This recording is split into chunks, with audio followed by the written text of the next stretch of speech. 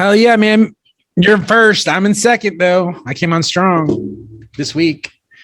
I went like 13-2 on my picks. You know what my percentage is? It's like 97. 99. 99? Wow, bro. Yeah.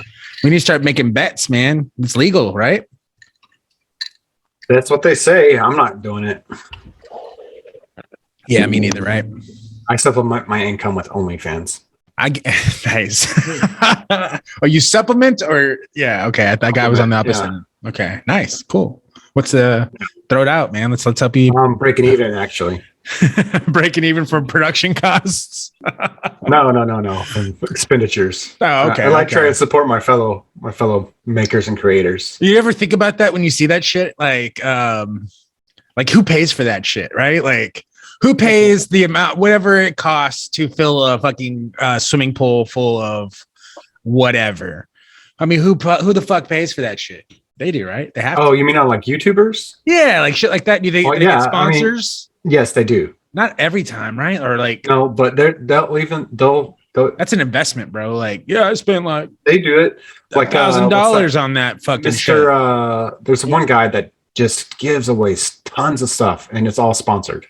Oh, okay. To do that, like I saw a good guy at Walmart was like giving away some shit, like whatever you can fit in this square, you can take home with you. It's like, what the fuck? They were stacking shit on top of each other. It's crazy. Mm-hmm. So what do you guys got this week? There's somebody giving away $500,000 for like a Don't Leave the Circle contest. I'll fucking live in that circle. How long? It's been 4 or 5 days so far. That's ridiculous, man. Like we just in the circle. We were just literally in a pandemic. We were on lockdown. Like who can't do that shit right now? Like how do you pee? No, it's a big group of people in a circle. Fucking pee right there, bro. Have you ever seen that movie Green Inferno? Yeah, because I mean, I would just that's how you clear a room right there. Time. Yeah, and they'll put food out and stuff out just outside the circle. I'm caught up on Ted Lasso. Nice. I think we all are. God. Yeah. Hell yeah. Well, let's get into it, man. There's a bunch of Ted Lasso talk. We got Emmys too. We got Emmys. We got Ted Lasso. We got your boy, R.I.P. Norm. We're gonna probably talk about him. Mm-hmm. Norm Macdonald. Yeah. No, Norm Hitchcock. We have to talk about Norm because he is in. I said we were going to talk about him. Yep. Yes, you did. Bio. You did. You have a word of the day, by the way? No, you don't. I know you don't. You don't. I do have. You're such a liar. What? All right. I have it. Let me pull my notes. All right. Have a definition on lock. And we're on you, bro. We're rolling. So whenever you ready. I see you. What episode number is this? Representing them boys, bro. You back on? Yeah. Episode man. 63. 63. I think I had that number in middle school for a second. Offensive lineman number 63 for your Fighting Mustangs. Go Cowboys, man. Hell yeah. I love it, Jorge. Representing, man. Always, buddy. That's right.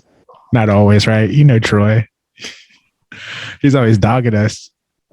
What? Dogging the Cowboys. Fuck the Cowboys. Hey, I mean, Cowboys hater. When you can't talk good shit about your own team, you got to talk bad shit about somebody else's. That's why I love talking about good Washington. Shit about my team, sir. Yeah, talk about plenty of good shit about my team. Heineke is a gym. Mm-hmm. Okay. Right. Okay. We'll see how long that. Yeah. Hey, remember when you guys had RG3? Oh yeah, that was terrible. No, he was a gem. He was a gem. So was Alex Smith. He was a gem. I liked Alex Smith. I got no problems with him. Problem is when that ruby hit the ground, it shattered. All right. I got a word of the day and everything. All right. Awesome. Let's go. 62? Or 63. What? Brace. That doesn't make sense. I'm looking it up. I'm pretty sure it's 63. We hit 6 deuce last week. Was it? Mm-hmm. And that's something? 62. It's 62. Oh, fuck. Really? Yep. Oh, yeah, you're right. Yeah, you're right. 3. To all the haters and Naysayers out there who said we'd never make it to episode 62. Well, we did it, baby. Woo! The episode starts now. Welcome to Good Vibes with Chris, Dean, TJ, and friends. Fuck the naysayers, they don't mean a thing. That's right. It's episode 62. On this week's episode, we Chris's have... favorite number. We are talking about Ted Lasso, all the Emmy nominations for comedy stuff that show won. It's our favorite. We're going to talk about the latest episode. I got a lot of thoughts. Troy's finally caught up, so we can do a spoiler-filled recap. Also, football stuff is going on. Yeah. Hey, did any of you guys watch the Emmys? I got to see I watched glimpses. bits and pieces. You know, I was at work, same so it was here, like same here. no audio. I got to see it on screen though. Okay. Well, we got lots of stuff there. Also, a week ago today, Norm Macdonald passed away. Yeah. Sucks, man. Fuck Yeah. cancer. Fuck cancer. Did we not have a show last week, or it was Did. after? It was like right literally, after- yeah. it was Pretty much right after we got there. We got done. Actually, I guess it was Tuesday. Maybe the somehow, day a week after, ago. a couple days after. Yeah, it was The day after. Day after, my bad. Last Tuesday, Norm Macdonald passed away, so we're going to talk about that. I think you guys know, and anybody that's listened to any of our episodes about our favorite stand-ups, he was my favorite stand-up. Was he? Definitely. Yeah, absolutely. And, That should be a three of a kind favorite stand-up. It was We kind already of We could did do that. we could do like a led into that. bonus. Maybe we'll do a bonus or something. already- We'll just we say it already when we did talk that. about them. Yeah, we did it. We did a favorite comedians. Yeah, we did comedians. Yeah, so we can't verify that. Just kidding. Yes, it What's is three of a kind episode. this week? Yeah, what is a three of it- a kind this week? It's going to be who you think has the best style. What? Three, and they could be athletes. Okay, Style They could icons. be style icons. style icons. They can be musicians. They Yeah. can be athletes, or they can be Stars, just stars. yeah. Hell yeah. Podcast hosts. If any of you guys want to drop my name for Terrible. Yeah, I High would. fashion. Ooh, you know what? Yeah. Terrible. Well, Maybe you that's a better- good idea. I definitely think you have the most fashion forward sense outside of myself. I mean, obviously, on the show for sure. You take chances. And that's what I love about your fashion sense. You take chances. It's not like an everyday thing. Yeah, I think the most attacked I would say is Jorge's. I don't know if you remember season 1. We were talking about we were ragging on TJ about how he still wears jerseys and sleeveless shirts and shit like that, or he said he wouldn't wear a Oh, sleeveless God. shirt or something like that Ooh. because we asked him if he wore the t-shirt under the jersey type of situation, and then he Oh, was man. ragging on you for wearing like, what do you wear, like polo shirts and khakis? Yeah. Oh, I love that shit. That was a funny Well, shit. duh, yeah, because after 25 years old, you're not allowed to wear a jersey. No, that it becomes, it's like, yeah, we said that's like taking a glove, but see, that's a funny thing because you won't wear a jersey, but I know you wear a glove to the game. I know you're the type of dude that wears a glove to the game. Am I Maybe. wrong? Yeah. So yes. all right, I'm sorry. Continue with the recap. That's it. That's it, man. No, That's yeah, what we're talking here. about. We're here. Episode 62. Another fine week. Lot happened over the weekend, like Dean touched upon. Where do you guys want to start? Well, You want to get into Norm, or do you want to wait on that? No, we'll wait on that. Somber- Let's talk about. I think the good one thing is we can talk about is the word of the day: Yes. Oh yeah. tribulation. Turbulation. Tribulation. Oh, tribulation. Damn. It is often used in the phrase trials and tribulations. Yes. It refers to a trying experience. It can also mean unhappiness, pain, or suffering. Hmm. Hell yeah. man, Dean, feels like you're looking Dark. deep into my soul today. Right? I had a tribulation moment today. I got a phone call and they said I did not get the job. And it's just Damn. like a catch-22, man. It's like, they're like, oh, it was entry level, you wouldn't have liked it. And I'm like, well, yeah, but if a mid-level job comes, you're probably going to give that job to that entry-level cat. and it's just Yeah. it's so hard. Yeah. It's the absolute worst, and I don't want to say I put all my eggs in this basket, but I put quite a great deal of them. Yeah. And they were just crushed, and all of that egg yolk fell to the ground, and thus my tribulation continues. Yeah, man. But that's the thing about that stuff, is it's hard to keep it in mind when you're going through it, but that stuff, it is temporal. There's a limit to it. It will end. Temporary? Is that the word you were trying to use? It's temporal.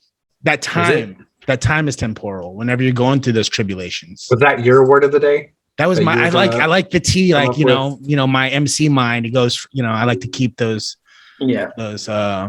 rhyme schemes. So yeah, I went right with that other T word.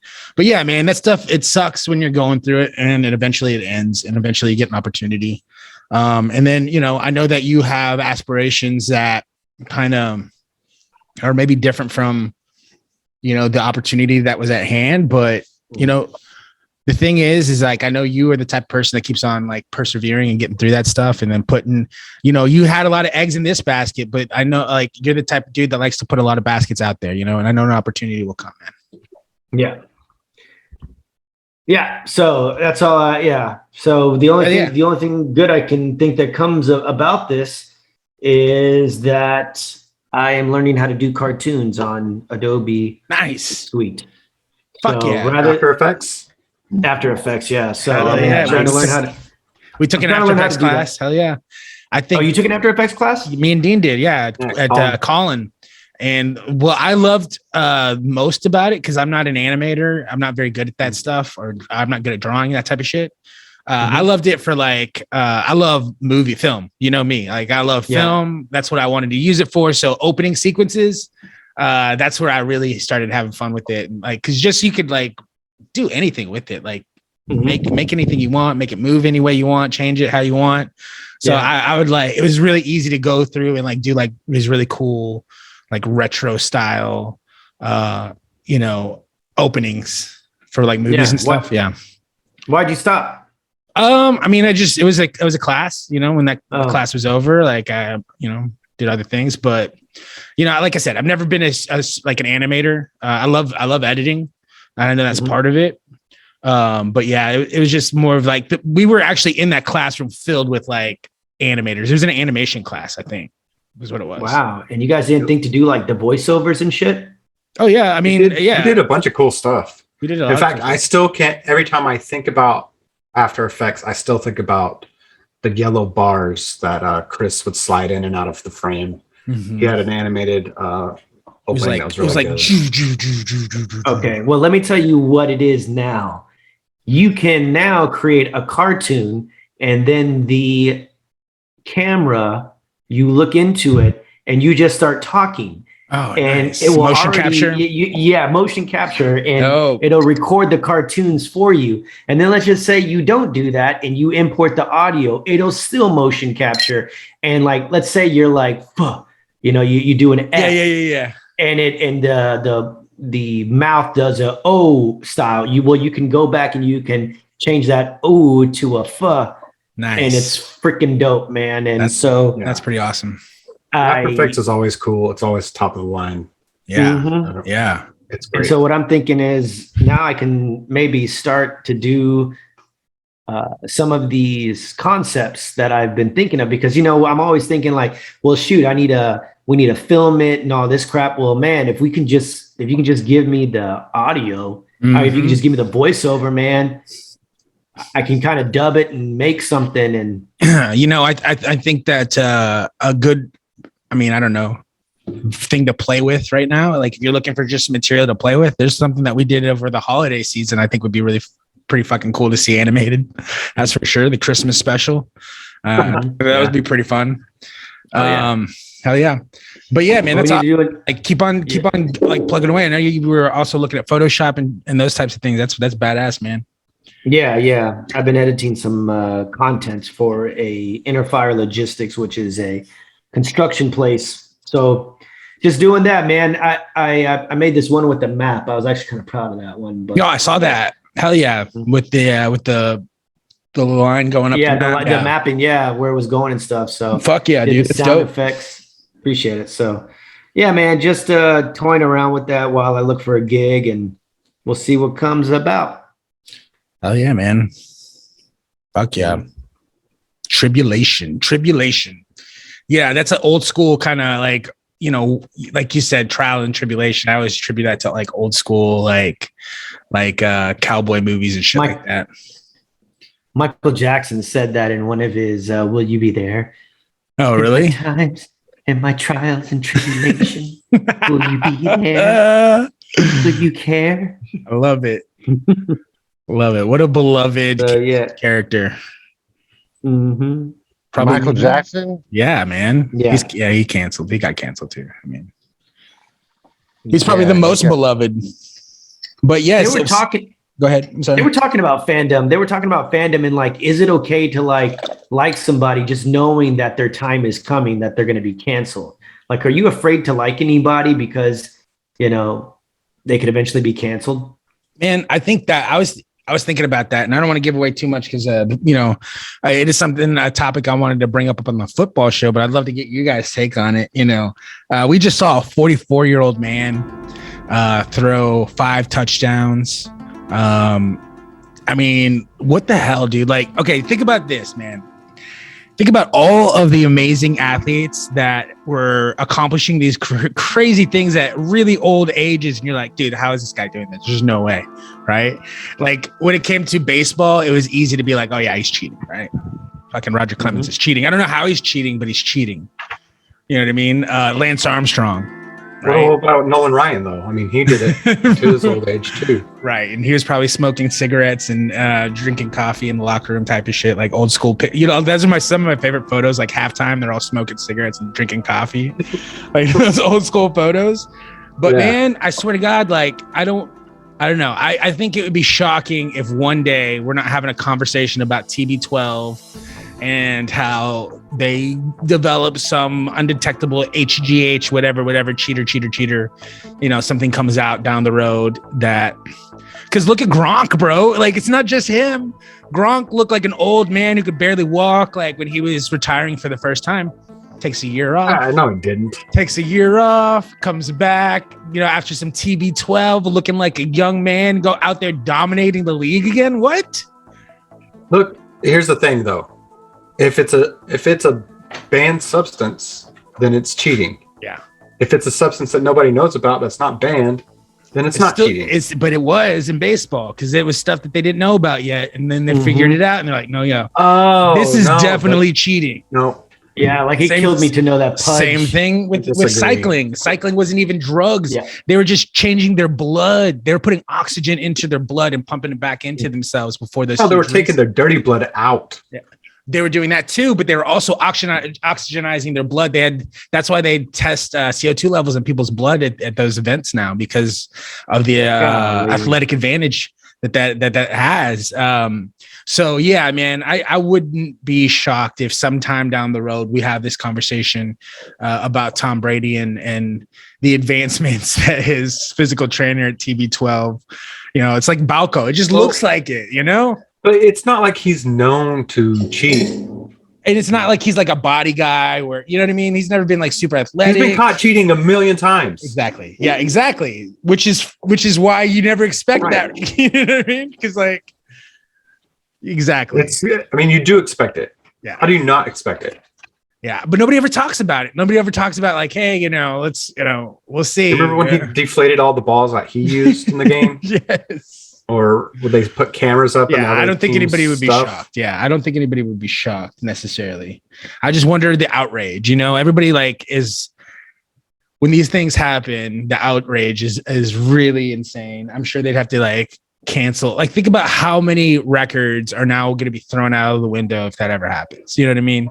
So many years of championships and accolades all out the window when those types of things happen. It sucks for everybody. You know, it sucks for the people who competed against those guys because, you know, obviously there was an athletic advantage or whatever. They cheated. So you don't feel like, who knows, right? Like those situations always suck. More power to them. PEDs should be allowed. Mm-hmm. Testosterone replacement should be allowed. Yeah. Just, I mean, I feel like it's going that direction, right? The more we keep on adding games to the season, that type of stuff, human beings are only capable of so much. Yeah, I What mean, are we like, talking listen, about? even in boxing, Oscar Valdez just got caught with PEDs and they let him box anyways. And, you know, Yeah, it's they like, did the what's same the thing. point of having a commission, you know? Yeah. That's why like every time what's his face comes back into the UFC from Brock wrestling. Lesnar. Yeah, Brock Lesnar. Yeah, he Yep. failed all his drug tests and they still let him fight. Yep. And I know. that's why what's his name from They asked the other fighter, I think. They were like, well, what do you no, think? he sued the UFC. Oh, really? Yeah, he's like, why did I have to fight that guy? It was, Oh, that's he's right. like, that's right. yeah, you know It who I'm was, talking about. Yeah, it was Mark Hunt. Hunt. Yeah, Mark Hunt. Yeah, it's stupid. It's ridiculous. Yeah, Troy, I was just kind of elaborating on a conspiracy theory that Tom Brady is somehow, some way using TB12 to generate performance enhancers and stay young and amazing. And he gave him to I feel Gronk like as well. TB12 is just like a diet plan you could put It in your is. fridge. It totally is. And he's like one of those, you know, like that joke in Step Brothers where he's like, I haven't had a carb since 1990, whatever. It's like that type of situation. Like he's just that kind of strict. He's just that kind of dude. He's very disciplined. He's very disciplined. He kisses his son on the about- mouth. You know, he's that kind of guy. He just had I thought you were everything. talking about that not TB12, I guess, but talking about how the celebrities and the athletes and political people all stay young, feeding off some pheromone. Oh, or really? something. Are you talking about like dead The babies? endocrine system of babies. Yeah, dead babies, Yes. bro. Hell yeah. Okay. They're Yeah. mainlining embryos. Just man. so just so everyone knows, that is based on an old anti-Semitic Mhm. thing from like the 1900s. I thought the Nazis came into power spreading stuff like that. Yep. Hell yeah. Ridiculous, man. Ridiculous. But one of our favorite shows in the world are lovable losers. They don't really cheat to get ahead. They just do their best, support each other, and just try to be all around great people. And that's why we love that show, because it's like so different than what's happening in the rest of the world, right?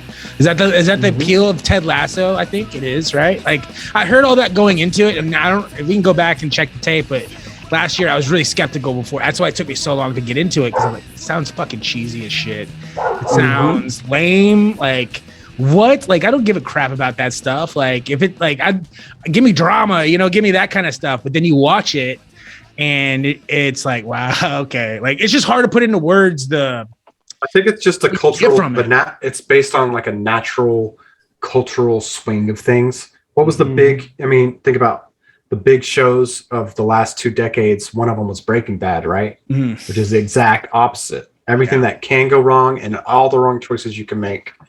And that's the main character. And everybody, you know, is rooting for the bad guy or the shield. Everyone's ride or die rooting with for the that bad. shit. Yeah. You got horrible people and you end up rooting for them. And now, Oh my God, that's it it. swings around You're right. and you're rooting for the good guy to actually do the same thing. I think that's how I look at it anyway. No, yeah, This because is like just that's why I'm getting tired of that shit. Okay, this is different because we haven't seen this in a while. Yeah, that's On why I a stopped large binge watching stuff. popularity scale. I couldn't binge watch shit Exactly. anymore because I was sick of it. Like I got to the point. It was so hard for me to finish Breaking Bad. It was so hard for me to finish Sons of Anarchy even, because by the end of it, I was like, I hate all of these people.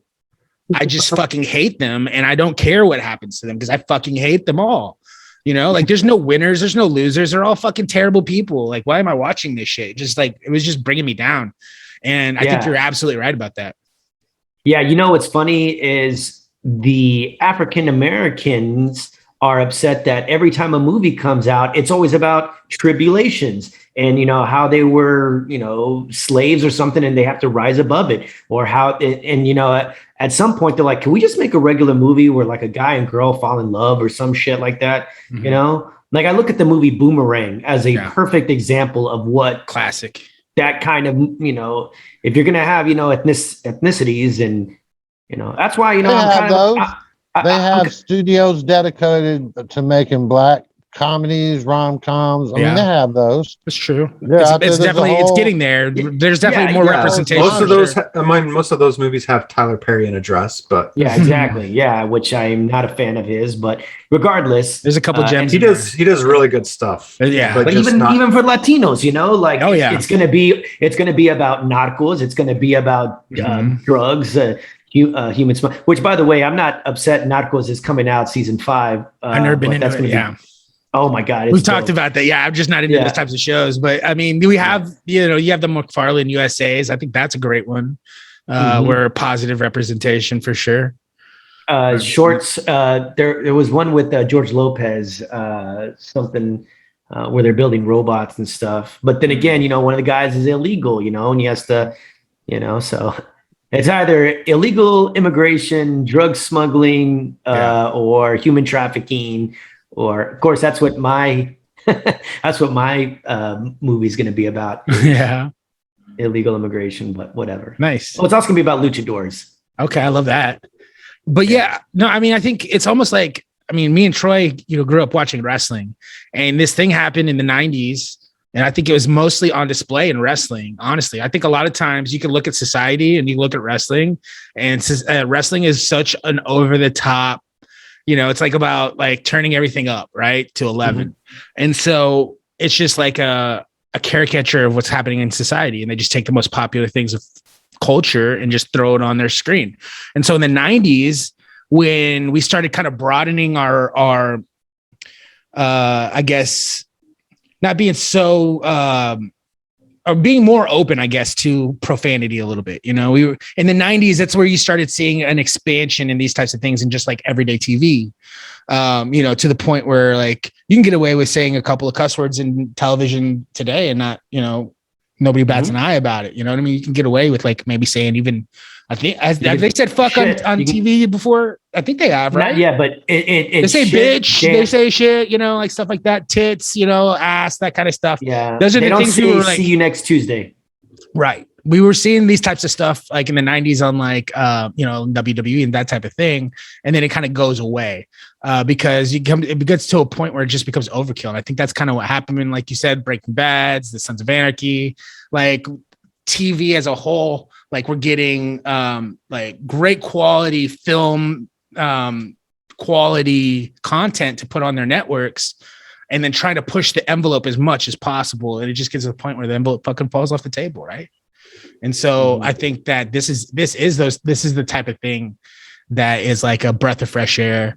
And I feel like these are the shows these are the type of shows that resonates with people. I mean, basically I was just saying, like, I think these are the types of shows, these breaths of fresh air that are like, what really gets people, or what gets the ball rolling, gets things changing. I think that's why people kind of love these shows. We just saw that with the Rose family. What's the one? Eugene Levy and his son Dan Levy. Y'all know what I'm talking about? Y'all watch that show? No. Fuck you. Of course you don't. Yeah. But The Office, you watch The Office. The Office, yeah. Yeah, so that's the same kind of heartwarming kind of content. It's funny. The Office. Go ahead. No, yeah, the Office is great. If I talk to you and you said you don't watch The Office, then chances are I will not talk to you anymore. So there's that. You have to watch The Office. Like, how can you not watch The Office? Well, put it this way: if you can't identify with The Office, then I don't want to talk to you. Schitt's Creek was the show I was trying to talk about. Schitt's Creek as well is one of those shows that everybody kind of really fell in love with. And now you see it with Ted Lasso, and it's the same kind of heartwarming content, but to the point where everybody on the show is fucking nominated, dude. Like everybody, it was insane. The whole coaching staff nominated. Roy, the guy who plays Roy Kent, won, but Coach Beard was nominated. I mean, everybody, literally everybody, and that's insane.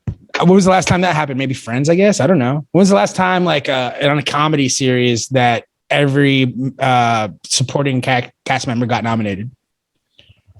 I couldn't tell you. It's got to be Friends. For a comedy? Yeah.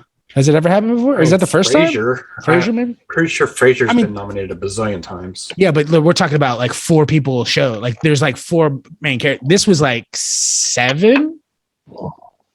Was it 7? 6. It was a lot. It was all the main characters, basically. All the male leads were in supporting actor, except for Jason Sudeikis. He was the woman who plays the owner. She won. Yeah, and Keely was nominated. Yeah, literally everybody. Keely was nominated, right? Yeah, Keely was nominated. Yes, Nate was nominated. Higgins was nominated. Coach Beard nominated. Literally everybody on the show nominated. Jamie wasn't nominated. I love. Jamie wasn't nominated, but. By the way, are we talking about the show now? Because I want to. Yeah. Go ahead, get into it. Why is everybody so obsessed with this last episode? I'm trying to figure that out. Well, hold on before we get to the last episode. Oh, okay. Yeah. Before we get to the last episode, let's talk about the episode before that, where the boss is fucking Sam. The boss is fucking Sam. You're such a gossip queen, dude. I love that shit. You love that. That's like the shit that you love, right? That's fucking awesome. You know what? Yeah, I will say that was a pretty good plot twist. It was kind of it's needed. And here's the thing is that they didn't really address stereotypical, because let's be honest, you have a white female who's in her, 50s? Yeah. And an African gentleman who is probably in his 20s. So there wasn't. She's the owner of the team. He's 21. Yeah. He's 21. Yeah. But they didn't make a big ado too much about. And they did. Okay, they did a little bit. But normally, whenever you have, we haven't seen the fallout yet. You know what I mean? Like we haven't even seen. But they took the chance. We don't know what that's going to cost them yet. Yeah, but it's more accepted now. And I'll give you an analogy. In 2013, when the Cheerios cereal first introduced a biracial couple, oh my God, everybody went crazy. And in this situation, it's more accepted now. And to the point where I don't even think about that. I'm literally thinking about the work implications. You know, like she's the owner of the team. He plays for the team. That is a conflict of interest, like in a major way. The way they get around that, though, is with the whole way that they were set up with the dating app, where they didn't know. You didn't know. It was anonymous. They had formed a connection completely outside. That's a good point. Of any other extenuating circumstances. Very good point. Yeah, man, I thought that was good shit. The shit with Jamie and his dad, man. Again, like I said, every episode now they're ramping it up. They're like, we're going to try to make you cry. We're just going to try to make you cry. When he goes right over to Roy Kent, and it's like, wow, dude, that moment. That was a moment. You know? And that's what I think that, and I can't say, Jamie's dad came through. Yeah. When Jamie's dad came through, he was an asshole, embarrassed him in front of the whole team. And then Roy went over there and hugged Jamie. Yeah. That was like, I cried a little bit, man. That's what I'm saying, man. Yeah, exactly. Like, but and who's to say that these types of things on some level don't happen, in real. I think that's like a part of team building is going through things together. And I think that's what this show is a lot about, is when you're a part of a team, you share the burdens of your teammates, and you kind of support each other in that way. And I love that. Yeah, it was a good bromance. For show. And then they hit you with another banger of an episode with another what do you call it? Bottle episodes? Is that what you call them, Dean? That is what it's called. Bottle episode. Bottle episode. This one, I don't know if you've ever, I love this type of movie. There's a few of them out there. Most notably, the one that comes to mind is the Martin Scorsese, I think his first movie, where it's, let me see what it's called. Do you know what I'm talking about, Dean? I can't think of the name of it. It's called, hold on, let me look it up. And if I've seen it, it's been After Hours. 25 years. After Hours. I guess it's not his first movie. It's like his second movie, but this is, so it's like this movie where it's like you get stranded somewhere and it's the journey to get back where you have to go. And it's like weird shit happens. It starts getting surreal. You don't know what's real, what's not. Is this a dream? Is this real? It's just one of those fucking fucked up nights. And like I love Warriors. Like warriors, yeah, for sure. That's very literal. This one is like it's like has more comedic elements to it and like weird shit. But yeah, it's like they put it all in there. They put it like, oh, like the hot like chick from nowhere comes around and just like, you know what I mean? Like go through all of the fucking the shtick and it's great. I loved it. Yeah, but I was shocked because I thought it was gonna be more powerful or more emotional. I guess like because like the buzz I was seeing online was like best episode ever, yada yada yada, and then I was like, what the fuck's going on? So I was like, I have to watch this now. yeah. I enjoyed seeing it from Beard's perspective. Yeah, Yeah. the silent guy. It's trippy. I think we all have those thoughts, right? You're not good enough, Mm-hmm. I mean, at least I hope we all do. Yeah, we do for sure. I think everybody has that. I mean, you hear about the imposter syndrome Yep. Yeah. all the time. AC talks about it all the time. Touch on the imposter syndrome, please. So it's whenever you show up to something and you were invited, you did the work to get there, and then but the whole time you're thinking, why am I the person that's here? It happens a lot of times when you go to college for the first time. Mm-hmm. You'll hear a lot of people that have gone to Harvard feel like they're imposters and like they're there under false pretenses, even though everything they've done has got them to Harvard. Mm-hmm. Yeah. That's like an imposter syndrome, or like you're at some sort of award and or they ask you to speak on something that you're an expert in your field at, but you feel like, I'm not really an expert, it just happened to work out this way. Yeah. So you feel like you're an imposter. Yeah.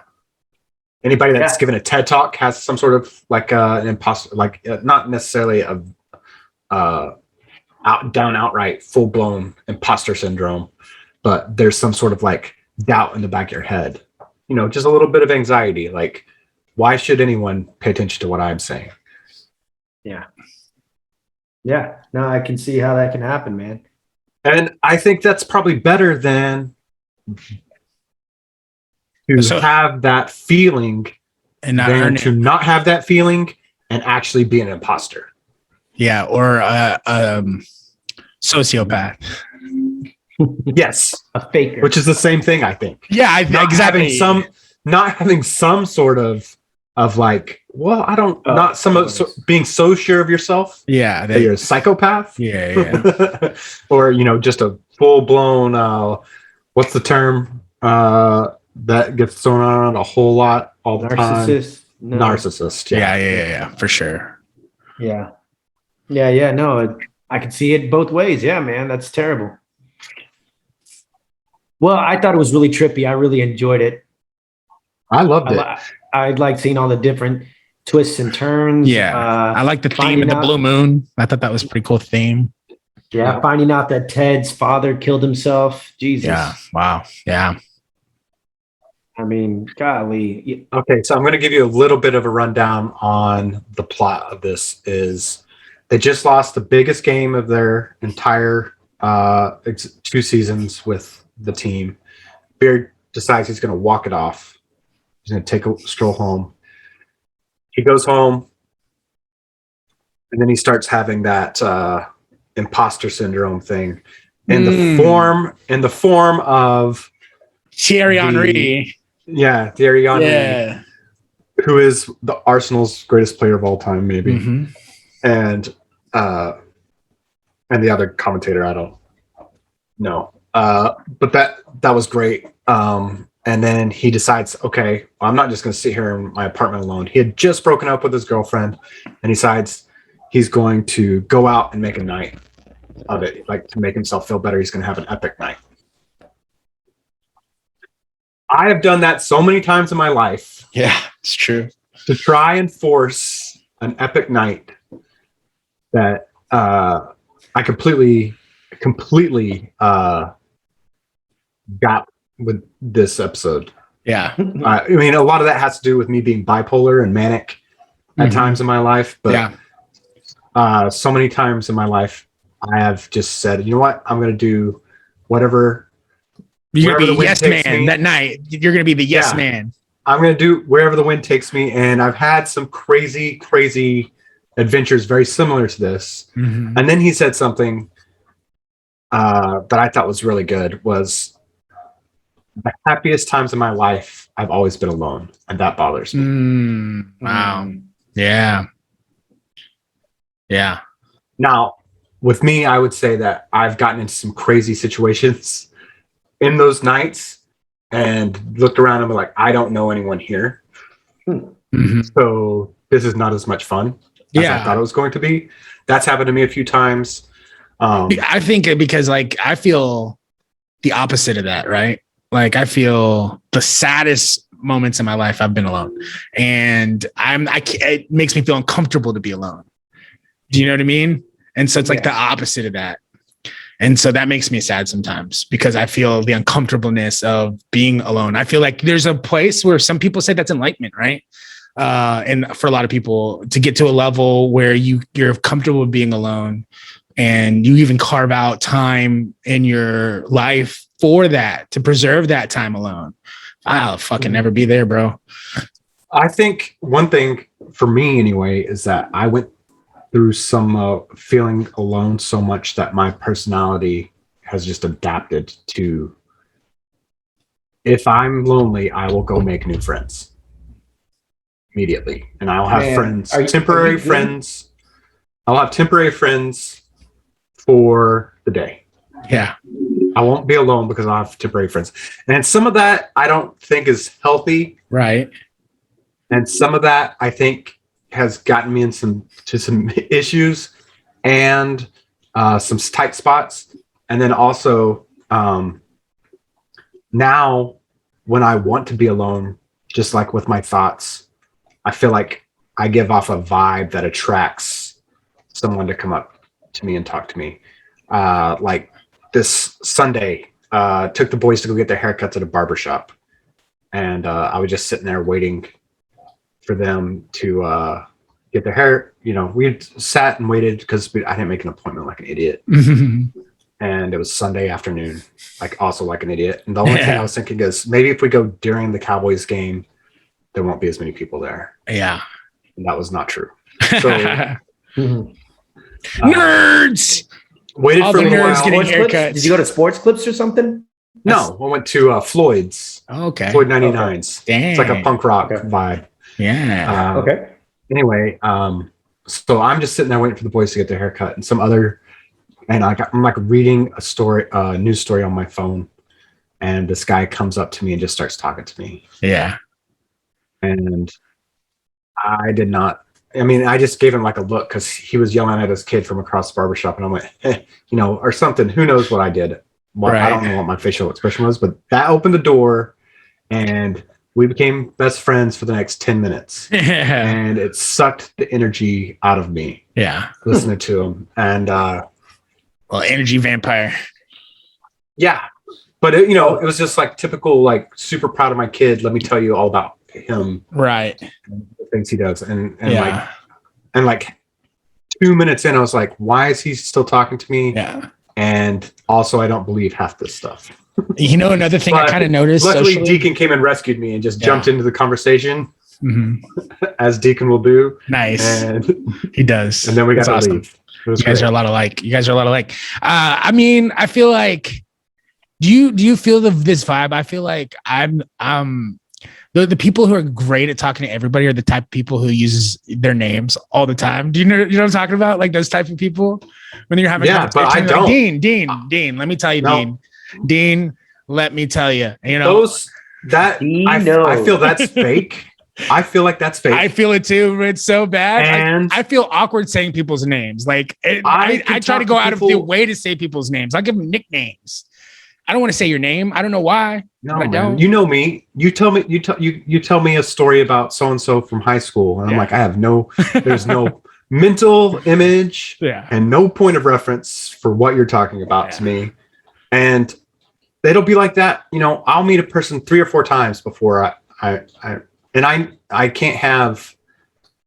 have the capacity left in my brain to remember the name of somebody that I don't have any interest about.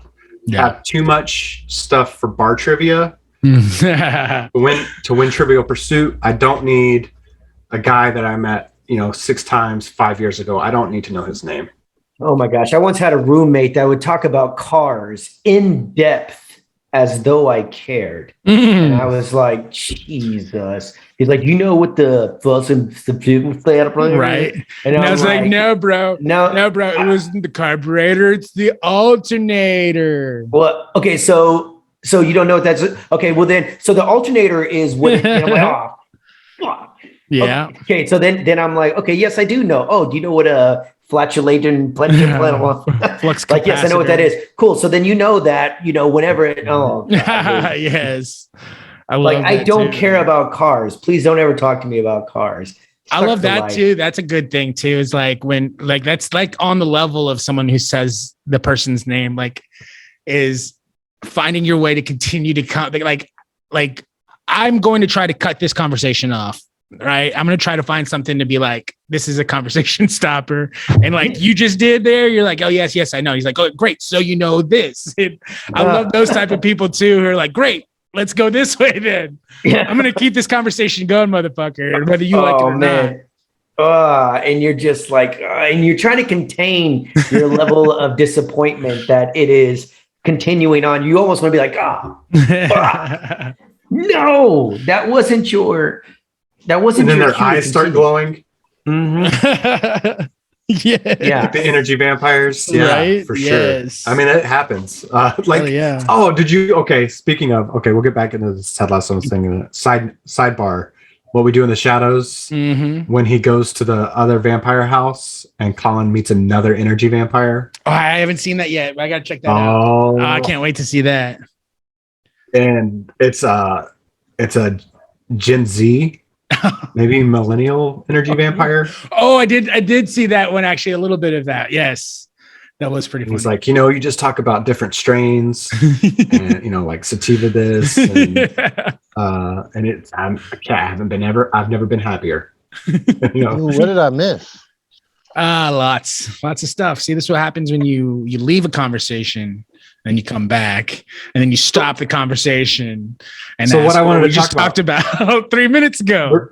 We took a sidebar for a minute and you missed that too. So this is perfect time to bring it back to the Beard After Hours. Beard After Hours. You loved it. Have you ever had a night like that? Have you ever had a night like that? Yes. I'm sure. Chris, have you ever had a night like that? End of conversation. Yes, I have. Why was it you said you were really excited about the episode, Troy? Tell us why. You said earlier it was because you got to finally see something from Coach Beard's perspective. Yeah. You're talking to me? Yes, please. I'm trying to so hard. Oh, well, I didn't hear you say my name. I really enjoyed it. I like how they do these episodes where it's not really on point with the story. It's a whole new perspective. It's a whole new story. Mm-hmm. And you got to see, and nobody's mentioned it yet, you got to see the 3 super fans do something that a lot don't get to do. And they ran out on the pitch and had that awesome moment. Hell yeah. And Beard set that up for him. And that just showed how cool Beard was because he knew that they would enjoy that. And so it made Beard seem more human because Beard don't say much. So it made him a bigger part of the show in my eyes because he was lacking there for a while. And I think he deserved this up front and center type of episode. Yeah, and I think it's kind of like you said before, once, Dean, like that's what this show is really good at, is just like building on something and then it kind of like leads to something. And I think that's kind of what they've been doing with Beard a little bit. I felt like it was going to be tied to his relationship, and it kind of has been tied to his relationship, the on again, off again thing, but it's kind of been bubbling up over the season. And then you see him on full display, like you're saying, Troy. And one of my favorite parts was at the very end, the climax of it all is him fucking dancing his ass off and dancing Hula hooping. so well. Like he was on it, bro. Like he was just enjoying it, the time of his life, and that's hard to do, man. You know, it's great in movies and those types of TV shows, but to truly let yourself be that free and like go out there in the middle of all those people and do that is I think I found the connection in this episode on the Coach Beard, the guy that plays Coach Beard, and Ted Lasso. The connection, like how are they good friends? Mm-hmm. So we know Jason Sudeikis gets down. Because of Saturday Night Live. Yes. Now we know Coach Beard gets down. Yes. And they created this show together. Mm-hmm. Another thing I like is that, to go along with what Troy said, is that Coach Beard hasn't had a whole lot of talk time. He's been on screen a lot. Yeah. Whenever he has something to say, it's usually, you know, just to the point and necessary to move along to the next thing. I like that he created this show, created this character, and is totally cool with everybody doing everything. He goes, because I know there's an episode coming where it's just me. Yeah. It's just me, and I can do whatever I want with it, and it's amazing. And I think that he'll probably get an Emmy for it next year. Yeah. Hell yeah. I mean, and I think that you love that. You wish you could see it more in other shows. You know, I think they did like a few episodes like that. Like anytime you got to see, you know, Dwight outside of the office, those are special episodes. You get to see these people in an environment that is not where you normally see them. And I love that type of shit. Yeah. Yeah. I concur, man. It was a great episode. Good on these guys. You know, there was a point where I thought the whole thing was an acid trip. Yeah. Yes. Yeah. I thought they were going to be popping Molly. Like I thought at that point, like that'd be a great time for him to pop some Molly. And well, Yes, I was waiting. I was like waiting for the when drugs. when the homeboy's dad shows up, I'm like, okay, is this a dream? Like, I'm still trying to decide whether this is real. Everything's kind of happening. There was a point where I was like, okay, now he's on drugs. Is whenever he met Jamie's dad, yeah, exactly, in the alley, I was like, okay, this is a nightmare. No, I thought it was when the lady's like, oh, hey, what's up, sexy boy? Yeah, or whatever. That seemed really realistic to me. No, that was like no. So, or maybe it was when the limo pulled up. Point is there was like a lot of these moments where you're just like, man, this is crazy. Mm-hmm. Well, hell yes, man. Let's go ahead and take a break, and when we come back, we'll get into our talk. All right, before we do that, I always do this. I do this every episode. Before we go to break, let's go ahead and get in our talks of the week. You guys sent me all your favorite TikToks, and now we are gonna TikTok about it. Let's go with. Ooh, that was good. That was good. Thank you. Why don't you go ahead and start us off, Jorge? Yeah, so I sent in a talk where it is a father of the bride walking the bride down and having a good time, and it's to that song, come on, let it go. And then it breaks into a very quirky song. I forgot what it is, but hands on the knees at the bam. It got 1 million views, and the reason why I like it so much is because I actually know the father of the bride. No, His you name don't. is Donnie Garate, and I worked with him in the Rio Grande Valley, and it was funny to go in and see the comments of everybody, especially the ladies. They were saying, oh, your dad is fine. And one was kind of sad where the girl goes, hey, my father passed away. Can I borrow your dad for the night? You know, so I was just really impressed with his dance moves. Looked like he had a great evening. That's awesome, man. Is this the first person you've seen on TikTok that's gone viral, like that, you know? Yes. Yeah. First That's person. pretty cool. That's pretty rad. This delusion in our heads is gonna bring us to our knees. So come on, let it go. I'm just trying to hit it by the end of the night. Lil' mama so bad and my booty so tight. When I hit it from the back, don't fuss, don't fight. When I put it in your mouth. All right, Troy boy. What up? I love yours. In particular, one of my new friends is this little dachshund, little Wiener Dog. I know you're fond of the Wiener Dogs yourself. So yeah, tell me about this talk, bro.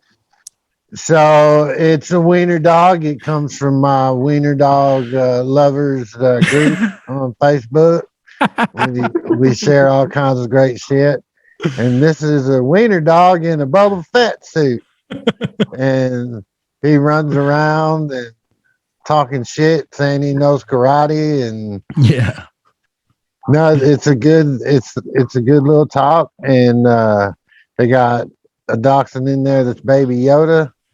Got to go to the Baby Yoda class. It's really good. I enjoyed it. It was fun and cute and simple. Mm-hmm. And I was having a rough day when I seen it, and it made me giggle. Nice, love that. Fuck yeah! All right, that's Dean. Dean, you had a good one.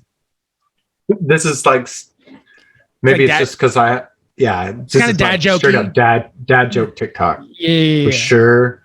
I know when I take my kids out to eat, or I ask them where they want to go eat, hey, let's go get something to eat. What do you feel like? The 3 I always get are Cane's, Lane's, or Chick-fil-A. What's right? Lane's? Lane's? It's a Texas-based chicken tender restaurant. Okay. Like Cane's, this one started in College Station, so it's all Aggie colors. Right. They love them some Aggies. Nice. But it's basically the same thing as Cane's. Mm-hmm. There's one thing on the menu. Yeah, hate that shit. Anyway, I did start getting them to go to Popeyes a little bit more. Nice. So, yeah. Hell yeah. Yeah, good shit, man. Some more flavor. But this one is a guy. He's sitting at a table, and he asks the waiter, he says, what's the chef's special?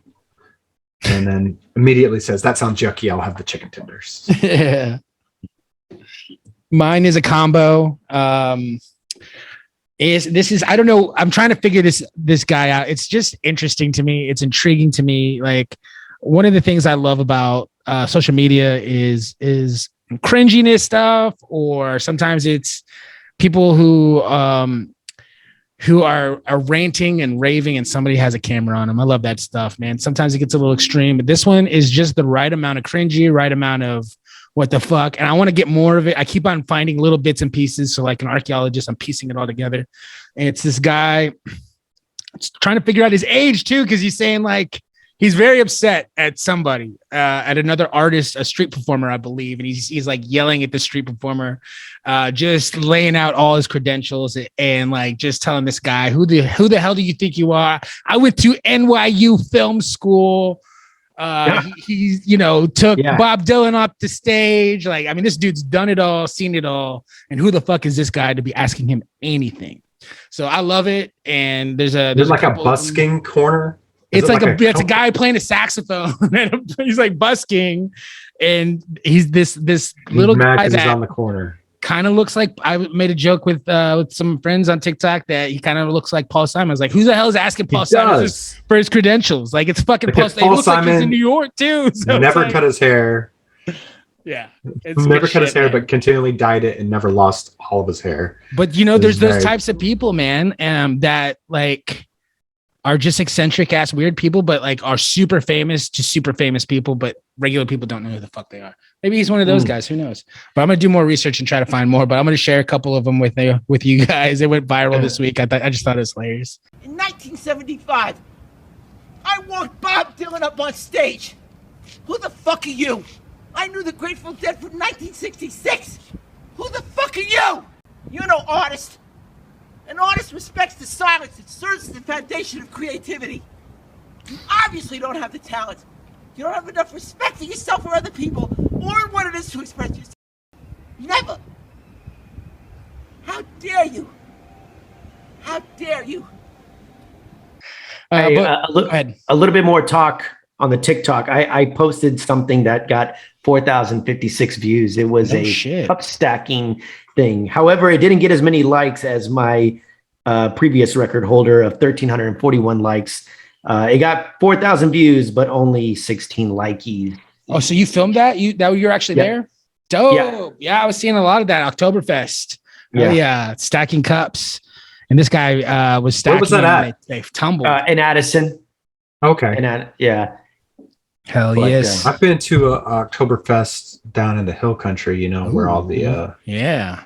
they have the big shindig every weekend for the whole month of October. Nice. Well, just to let everybody know, Oktoberfest happens in September, and it is to honor a prince and princess's wedding that took place back in the Bavarian region of Germany, I believe Munich. But lager is German for to store, and they used to store beer in caves. And at this festival, they brought the beer out of these caves and gave it to the squires, peasants, and commoners. And yeah, that's what that's all about. Beer fest.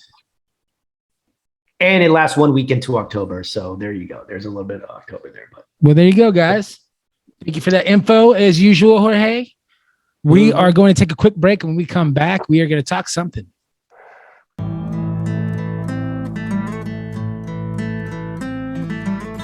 Hey, what's up, everyone? Welcome to episode 22 of Damn That Good with Big Salinas Barbecue. Of course, I'm your co-host, Rainy Salinas, joined today by my brother, Junior Salinas. We are doing it by ourselves today, as our producer has prior engagements to do. He's going to be filming his their Good Day for Football podcast, so be sure to check that out anywhere you get your podcast. But we got a good, fun show for you. We got a guest coming on, and let's get this show rolling. All right. Great. It was a great episode last one. We just kind of shared our little feedback from the competition that we went to. We will have competition results coming up in the next podcast. From there, we also just kind of heads up, we will be in Houston October 1st and 2nd. So be looking out on Damn That's Good with Big Salinas Barbecue and Big Salinas Barbecue as well on the social media. Find out where we're at. Come join us, have a drink, a beer or two with us. And then we will be, I do believe it's the 15th, we'll be out at another competition. All things are subject to change, so disclosure there. But we did have a great thing, but of course we couldn't do it without you, the listeners, and our sponsors. You promised to. Okay, all right. And we're back. All of that you heard before has been deleted. Nah, we'll see. Nah, that was a good Maybe one. it'll come on a deep cut.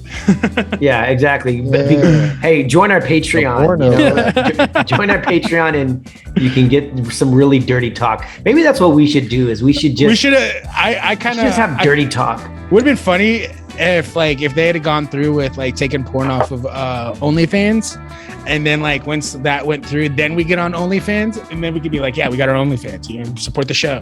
That'd be pretty cool. Wait, they didn't take porn off of OnlyFans? I don't think so. I think they went against it. Yeah, they changed their minds. They changed their minds, Troy. You don't have to stop doing that on the side. I can't get into all the specifics of the yeah. high finance. We're not allowed to talk about it. What is the whole? All I can tell you is I'm in the top 1%. That's all I can tell you. Whatever that means. What is OnlyFans and what is it? I don't know. I don't know. Ask your wife. It's a baseball trading like card Patreon. website. It's like Patreon. Yeah. You know what Patreon is? No. Okay, so if you're like a fan of someone, you can Give one-on-one support them to create whatever kind of art they're into. Yeah, which I think is really cool. And some of that has been, that concept is yeah, what is it for like inventors? A little bit hijacked. Yeah, what is the thing for Kickstarter. inventors? Kickstarter. There you go. That was the first one. It's crowdsourcing. Crowdsourced entertainment. That's right. Direct to the person. There's no middleman. You can crowdsource anything nowadays. What's crowdsource money? Yeah, so you like people will get together and like, oh, it's the same thing as fucking GoFundMe. Yeah, well, not GoFundMe. Well, not really. It's kind of like a It is Kickstarter. crowdsourcing. It's like crowdsourcing. Yeah, it's a Kickstarter, GoFundMe. Yeah, OnlyFans, well, GoFundMe is more like Patreon, for it's all the funerals. same concept. Yeah, my fans. GoFundMe is like after somebody like either goes viral because they're I'm giving all poor the or new ones something, out. or because somebody died. Kickstarter is more like, oh, I want to make a business, Yeah. And my business is my ass. Crowdsourcing is almost like the movie making. Sell that ass. So we are getting closer. I try to get you guys to go to a haunted house with me. You won't do that. Would you do like an escape room? Not a real haunted house. Would you do an escape room with me? I would rather do that. a haunted house. Yeah, of course. You don't like escape rooms? It's Take me 5 minutes. I'm very smart. yeah, I know you are, bro. We can crush it. There's one. I think I want to do an activity. I want to go to an escape room that to get out you have to know a lot of bar style trivia. Oh yeah, I like that. I feel like that's like my calling is like so it'd be like Scream. Somebody's on the phone asking you trivia questions. I love that. Yeah, and just like have a really nice, like nicely dressed setting, but all the activity is just like you on a phone. But you're in a cool answering room. questions. Yeah, but you're in a cool ass room. And there's really cool props. Yeah. But With like little things to play with. Honestly, that's the secret to all of those fucking places, though. It literally is that. That's the concept. Is like you just make this room really fucking cool, and have people standing there for an hour, and you charge them. That's what it is, dude. Because I went to this one at Grandscapes, and it's like a virtual reality. You're in the video game in this room for an hour. And there's four different games you play, and they don't change. The only thing that changes is the difficulty level of that game, but it's the same fucking game. So you're just rotating 4 games for an hour. Very simple games, by the way, because it's new technology. And so that's all those things are about, like those escape rooms too. I mean, I still want to do them because I'm an idiot. But yeah, it's just like let's go throw axes. Let's do something manly. Throw axes, man. That's so dangerous. No. It's like basically a weapon. Have you ever seen one of those come flying back? Have you seen those clips where the axe just comes flying back? Yes, it's scary as fuck. Yeah, I think one of us would definitely go home with an injury. I don't know who. You know what? I think there's just only one thing to do. Please, everyone. We all have a date, and we all go to karaoke. Yeah, dog. And I thought stand up was fun. Yeah, stand up. I mean, that wasn't the best stand up. I think we should go get our own Sarah owe me a redo on room. karaoke. Yes, yeah, karaoke room. Yeah, you guys know that I have a karaoke machine. Even better. Yeah. Even so better. fuck going to karaoke. Yeah. Anywhere. Like I have the machine. Well, it might be a little too loud. We might have to. Oh, I don't care. Yeah, do it out. You can do it at my house. Okay, great. Yeah. Yeah. Okay, I've got 2 microphones, and I have all songs known to man.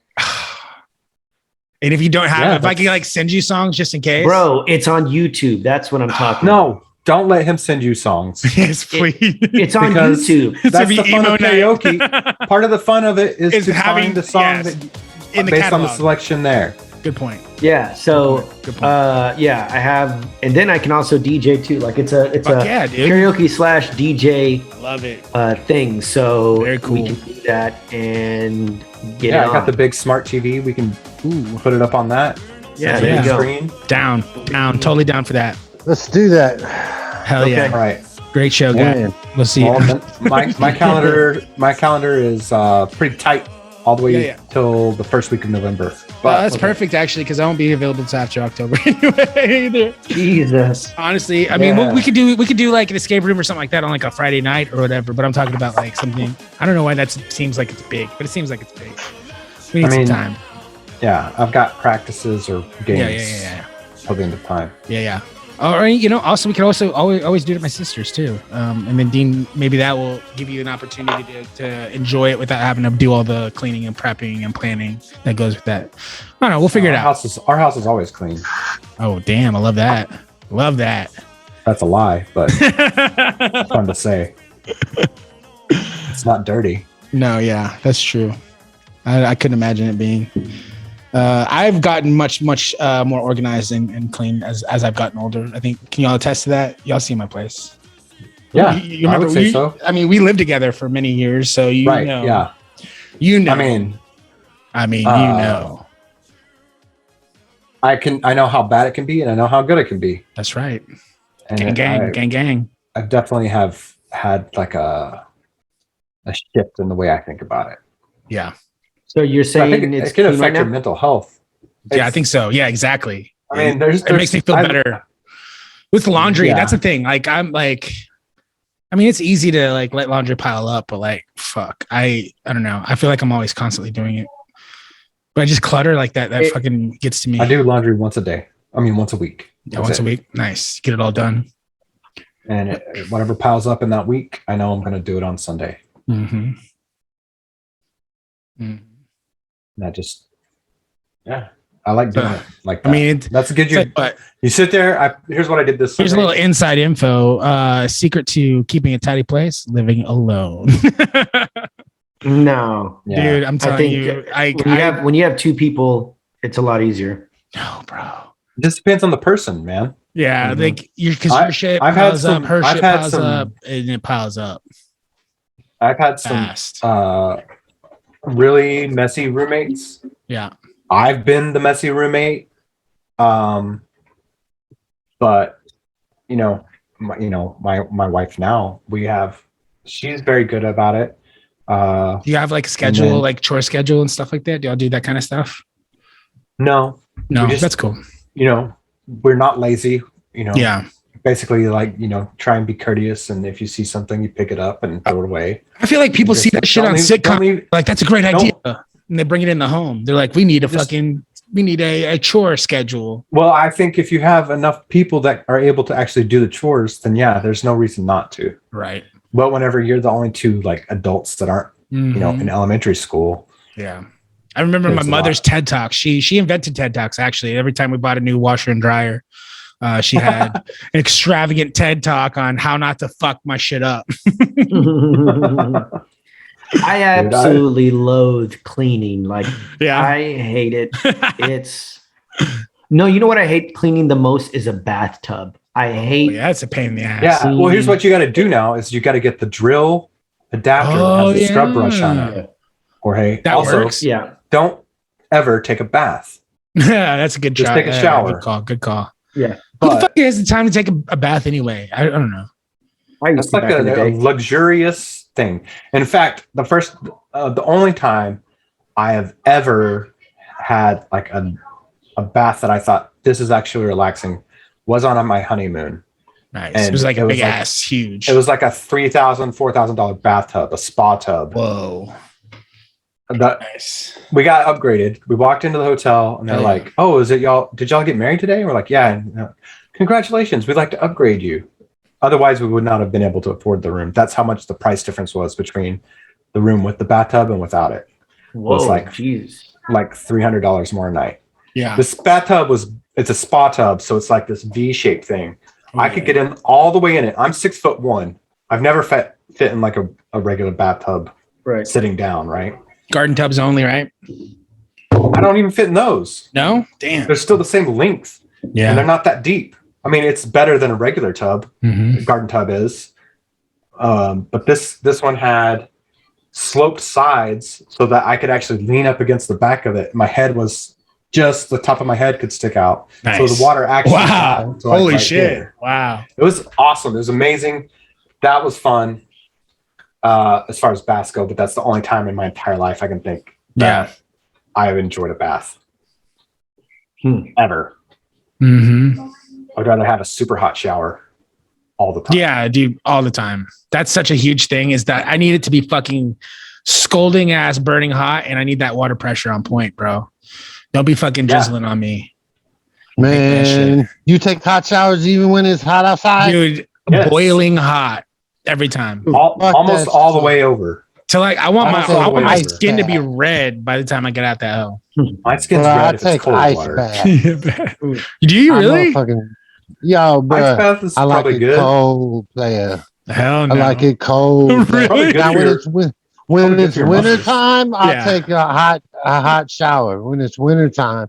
But when it's summer and 108, hell no, I want that slip and slide cold like I'm in a pool. No, you want that. You want I like that clean sweat, like where you're still kind of like you're clean, but you're still got a glisten because you're fucking still burning ass hot from the shower. You just and then you open the bathroom door and you just feel that cold air come in. Yes. And there's like a good 10-15 degree temperature change as you walk out of the bathroom. Yeah, my bathrooms, man, pretty tiny though. Like, I mean, I live in a it's 1-bedroom apartment, so I gotta open that door or that steam and shit. Big, bro. Well, it's not okay. It's not tiny. It's not tiny. But what I'm saying is like I have to open the door or that steam like just stays in there, and like I feel like I can't dry myself. Like it's just too much. It's like, oh yeah, I'm opening the door and drying off. Yeah. I mean, the best way is just. Are you an air dryer? Yeah. I mean, yeah. You do a little bit of a dry. I got like a garden tub. I like to dry. I sit on there. Like it's my sauna.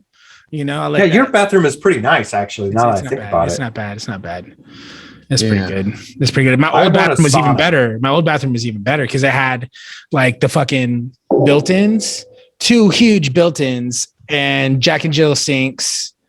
It was really nice. I really like that bathroom. Yeah, but I mean, I think that whenever you have a significant other of the opposite sex, that helped. You usually have. You have to have Jack and Jill, especially if your significant other is into fucking makeup and all that. You have to have the Jack and the Jill. So much. I don't even know how that doesn't just come over onto your side as well.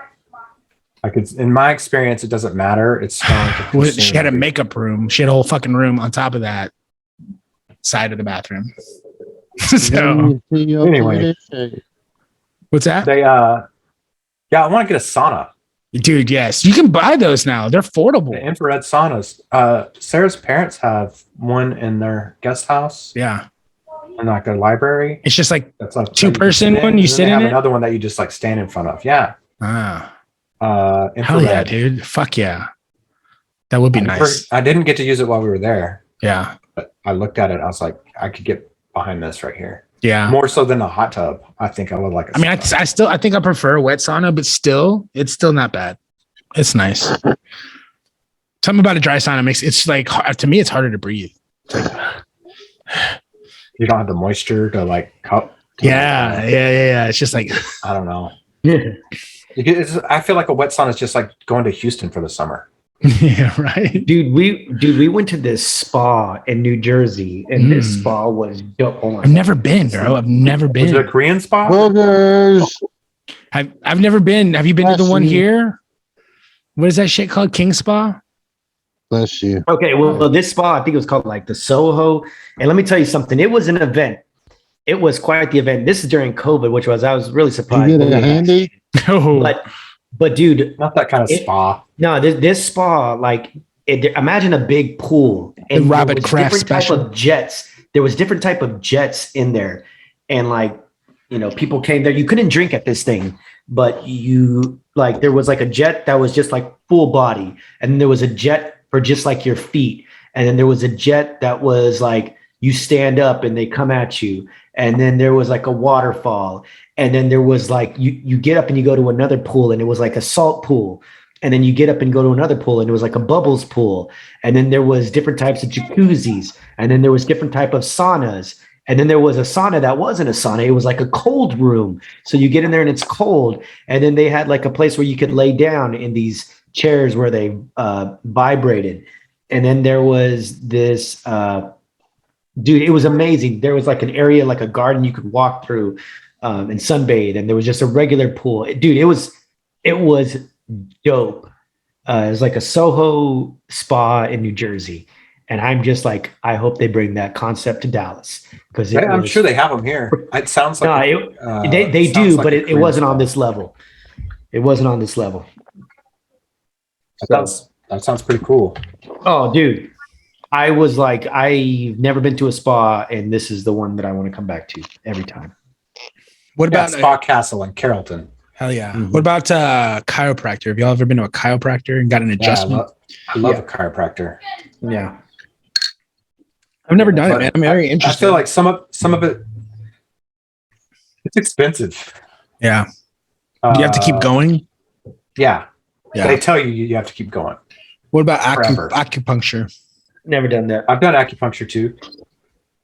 It's been a long time, but it's not bad at all. Yeah.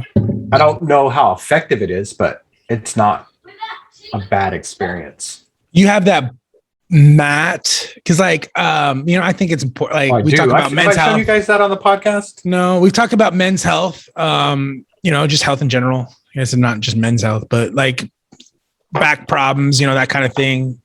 Yeah, there you go. Dang, I don't know if dude. you can see that. Wow, that looks like it'd be This painful. This is the neck pillow. That's a neck pillow? Yeah. With spikes on it. It's got little discs all over it. It's a pillow with like these like plastic, like 3D printed like spikes. Yeah, this is like this I let people use when they come by the house and they're like, they're asking about the acupuncture mat. And it's like, well, I have this pillow you can try. And they'll just, because you have a mat that has all that all the way. I have a mat that goes all the way down on my back, and you spend about 10 minutes on it without a shirt, and it does hurt. Yeah, at first, when it basically just to get I want it to be perfectly set, and then lay back on it so that I don't have to wiggle around and get set, and then getting up, you have little tiny holes all over your back. Do they bleed? No, it's not that sharp, but you have little dents. Yeah. Indentions, and your whole back is red and on fire. It's like, because the blood just rushes to your back. It's great though. You feel amazing after. Really? But getting up off of it does hurt. Yeah, it's great. I like it. Interesting. Yeah. Do you have, Ashley, the girl I'm seeing, has like this ball, like for your feet, or like you can put it on your like back or whatever. That definitely helped out a lot, because I have some like a sciatic kind of hip issue. I don't know. My sciatic. Yeah, my sciatica. Yeah, seriously. Like, man, I'm almost 40 years old, guys. I know you're already there, but I'm almost there. I got some little hip pain every now and then. But I will tell you this though, when I started doing the walking, dude, like actually helped a lot. Like just being active. Yeah. The more I did that, the less that kind of bothered me. Let me get back at it. I want to. My sister's wedding's coming up, so I'm gonna try to lose some more pounds, get back on it. I mean, I'm still maintaining. I'm doing okay. Have you done the DDP? Yeah. What's that? No, we never did it. We never did the DDP yoga, bruh. I think that stretching is so great. Yeah. I don't do it enough, but I definitely have some stretching that I do every single day. Yeah. Just do you just really? a little bit. Nice. Yeah, just a little bit. It's like 5 minutes. Do you have a routine? Do you have like a daily routine? Are you one of those guys who like? I want to do naked hot yoga. I'm down. I want to do reach around yoga. You're down naked hot yoga. Whatever, reach man. around yoga. We all came from elephant same walk place yoga. or whatever. We're all, meat and hair. Not me. No. Mm-hmm.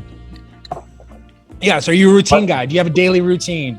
No, I don't. I wish I did, and I've tried to implement one. Yeah. And usually it's I think you guys have listened to me try different things throughout the year. Yeah. Or I guess almost 2 years. Mm-hmm. And I can't. There's some things I do in the evening. That's a routine. Yeah. Okay. But, this is part of a relaxation, because I know you were into like the resets and stuff like that. But yeah, that's why you got blue light electronic reset was way harder than I thought it was. I did the I think you recommended Headspace. It has the guided meditations. That helped me a lot. There's a really good one. Insight Timer is what it is. It's a free one. Nice. And it has like that. Insight Timer, and it has thousands and thousands of meditations that are all free. You can you can pay for ones too, and it's just great. like I like those pointed ones. out, like the thing. It does help, man, and it's just like the simple things, man. Like just the early morning breathing technique thing. Mm-hmm. Yeah, I mean, holy crap! Like taking just 5 deep breaths, like it's like weird. It's so strange how much of an impact that can make. Like the fuck, taking 5 deep breaths can make you feel better. It's so simple, so silly. But yeah, man, that shit definitely works. But yeah, I wouldn't say I'm a routine guy, but I'm definitely a creature of habit. And I'd say that I kind of have a routine that I kind of do, like rituals. Maybe rituals is better, more realistic, I guess, than they say than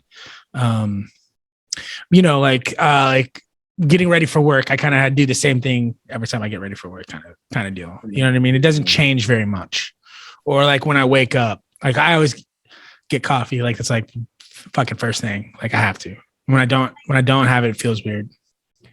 Yeah, I like to have coffee first thing in the morning. Mm-hmm. Yeah, me too. But I don't. My morning routine is basically just get up and get out of the house. Yeah. Like if I'm working at the office, then I basically am wearing the same thing every day, like an athletic material polo and travel pants. Yeah, I wear the fucking same thing. Pair of black sneakers, and then just get out of the house. Yeah,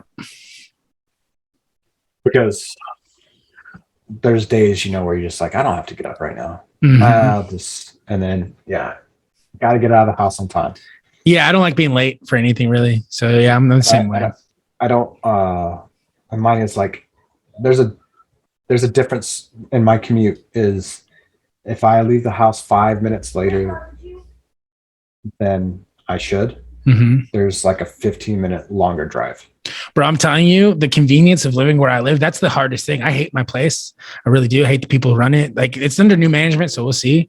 But it's not bad. And the just location, dude, is so fucking, I'm literally 15 to 20 minutes from anywhere in the DF Dub. Well, I can get anywhere. An hour to get to your house the other day.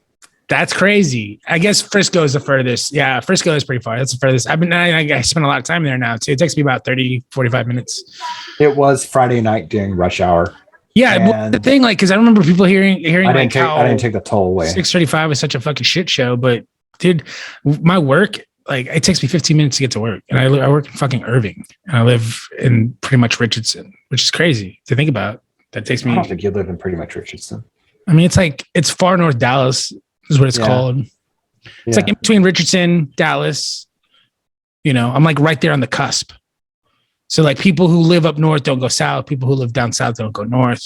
I live right on that line. West, kind of. I'm a day walker, bro. Yeah, go both sides. I don't go down there unless it's to visit you and do something. Yeah, that's it. So, because like Little Elm is what? Like, is that even further? Is that further north? It's west of Frisco. West of Frisco. Yeah, northwest. Okay. Northwest. Yeah. It's like north. Like Colony. Colony. Like, yeah, it's okay. North of the Colony. And yeah, this is all new to me. This is the new hood. I'm not. Yeah, but I like it. It's nice out there. There's a lot of cool stuff to do. Grandscapes is fun. And then the lake's great. I'm all about the Douche Bros, bro. Douche Bros coffee is the best coffee.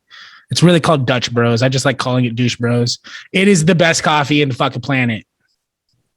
No, it is not. It is. But it's nice that you're going somewhere other than Starbucks, because that place is overrated. I quit Starbucks. They pissed me off too much. You were upset because I ranted and raved about it for too long, so I won't waste the airwaves. But yeah, I'm on to Douche Bros or Dunkin'. That's where I'm at.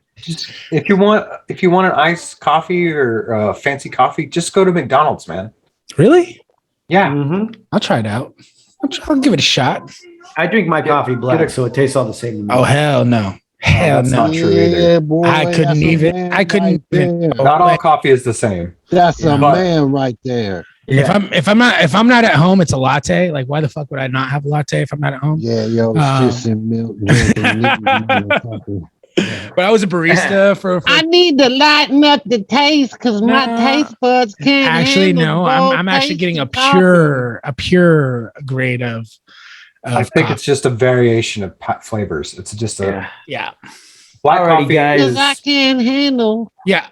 Real quick, let's change gears here. I want to ask you before we get into our 3 of a kind. I want to ask you, what is the one item, like fashion wise, clothing wise, that was like your favorite thing that you've ever had? Like, it could be a hat, could be a shirt, could be your favorite pair of jeans, shoes. What is a fashion item that you like anytime in your life was like the most prized possession? I think my boots. Ooh. Yeah, I was gonna say I have not made that investment. I don't think I'll ever will. Cowboy boots, man. It's a game changer. Hey, you got to get cowboy boots, dude. We got to go. Can't do You got to go I have two-stepping some with us. Timberlands with a shit. You got to come. You got to come dancing with us. Yeah. Where do y'all go? Yeah. The Electric Cowboy in Louisville. Okay. I used to be one of my accounts. Well, I think I'm supposed to get some for my sister's wedding, which is in October. So it looks like I'm not going to do it. Perfect. Do it. Cowboy boots for Jorge. What about you? You said the same thing, Troy? Are we all going boots? No, I'm not. What do you got? What's your most prized? Me? Oh, I don't have them anymore. I had them for a very long time. Yeah. It was a pair of yellow and purple Nike waffle runners. Yes, those are pretty dope. Yellow, and they were like almost orange. And then they had a purple check on the sides. Yeah. And I had them. I like your yellow and blue ones though too. They're pretty sweet. I still have those. Those are dope. Yeah, mine would have to be a pair of sneakers or the diesel boots I just got rid of that I had for diesel boots. Nice. I had them for 16 years. 16 years. Holy I had them for shit. 16 years. And that's incredible. I don't think I've owned anything for that long. refurbed them over and over and over. They're amazing. They were super comfortable. They look. You got them like resold or something? No, I just reworked the leather on them. Really? Wow. I took really good care of them. Oh, I remember when you got those actually. Now that I'm thinking about it, holy crap. They are like wrestling shoes. Yeah. Yeah. I remember when Diesel was popular. It was really popular for a moment. Yeah, I love those shoes. I love Diesel shoes a lot. Yeah. Now they don't even make them like that anymore. Like the weird toe thing. But yeah, those are great. I've got a bunch of shoes that I enjoyed. Yeah, for me, it's got to be like I've always liked weird shit. Like when I was a kid growing up, my dad had this vest, and I don't know where it came from. It was a green vest. I wore it around the house. I never wore it outside the house, but I wore it around the house for probably about at least 7 years. Like just playing all kinds of cop shows and shit with my vest on, or I was a gangster, or whatever the fuck the character was. But that was really important to me. And then probably my wingtip shoes. I had some wingtip Doc. Yes, I stole those from you for like a year and a half. So dope. Yes, the last time I wore them was to a wedding, and I'm like, these are too small. I can never wear these again. You should have gave them back. Yes, they're pretty dope. I love those as well. And right now, I'd say my favorite thing to wear. I don't do it often, but my Corey Feldman fedora. I fucking love that shit. I wear that from time to time. I do have a fedora, I had a brown wool fedora that I wore in high school a lot. Yeah, I like that one.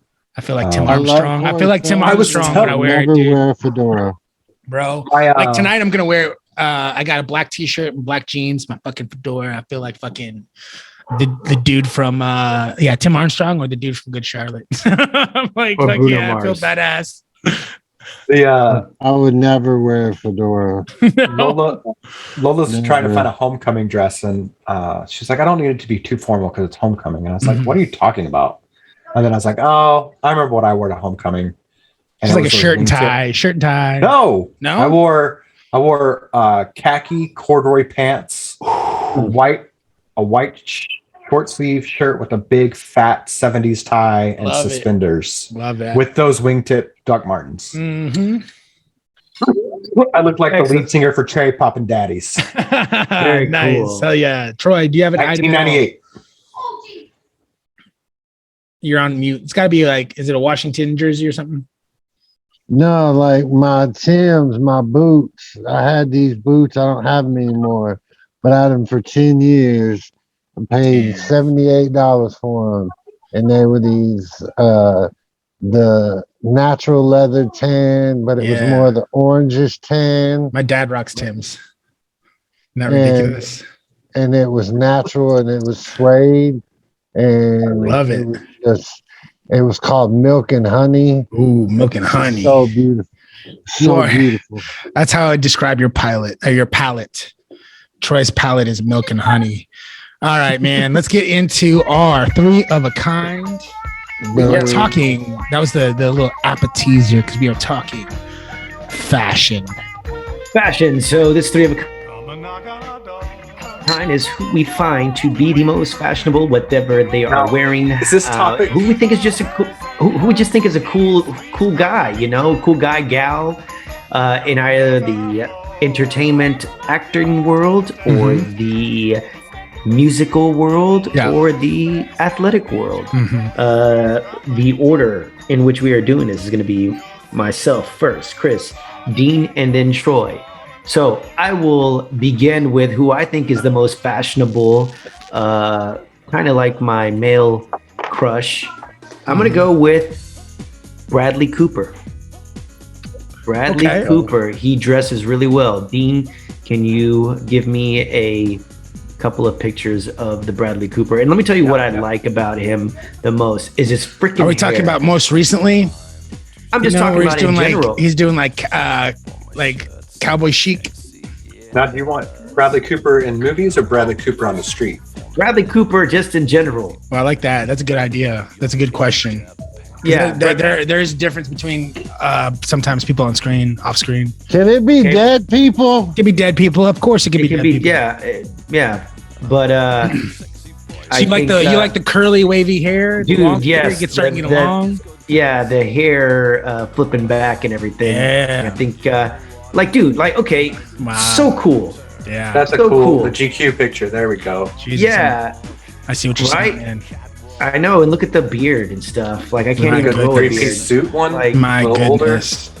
Like damn you, Bradley. How tuxedo jacket? Yeah, how do you look that suave in a picture? It's almost like he's like giving a pickup line without saying anything. How's that?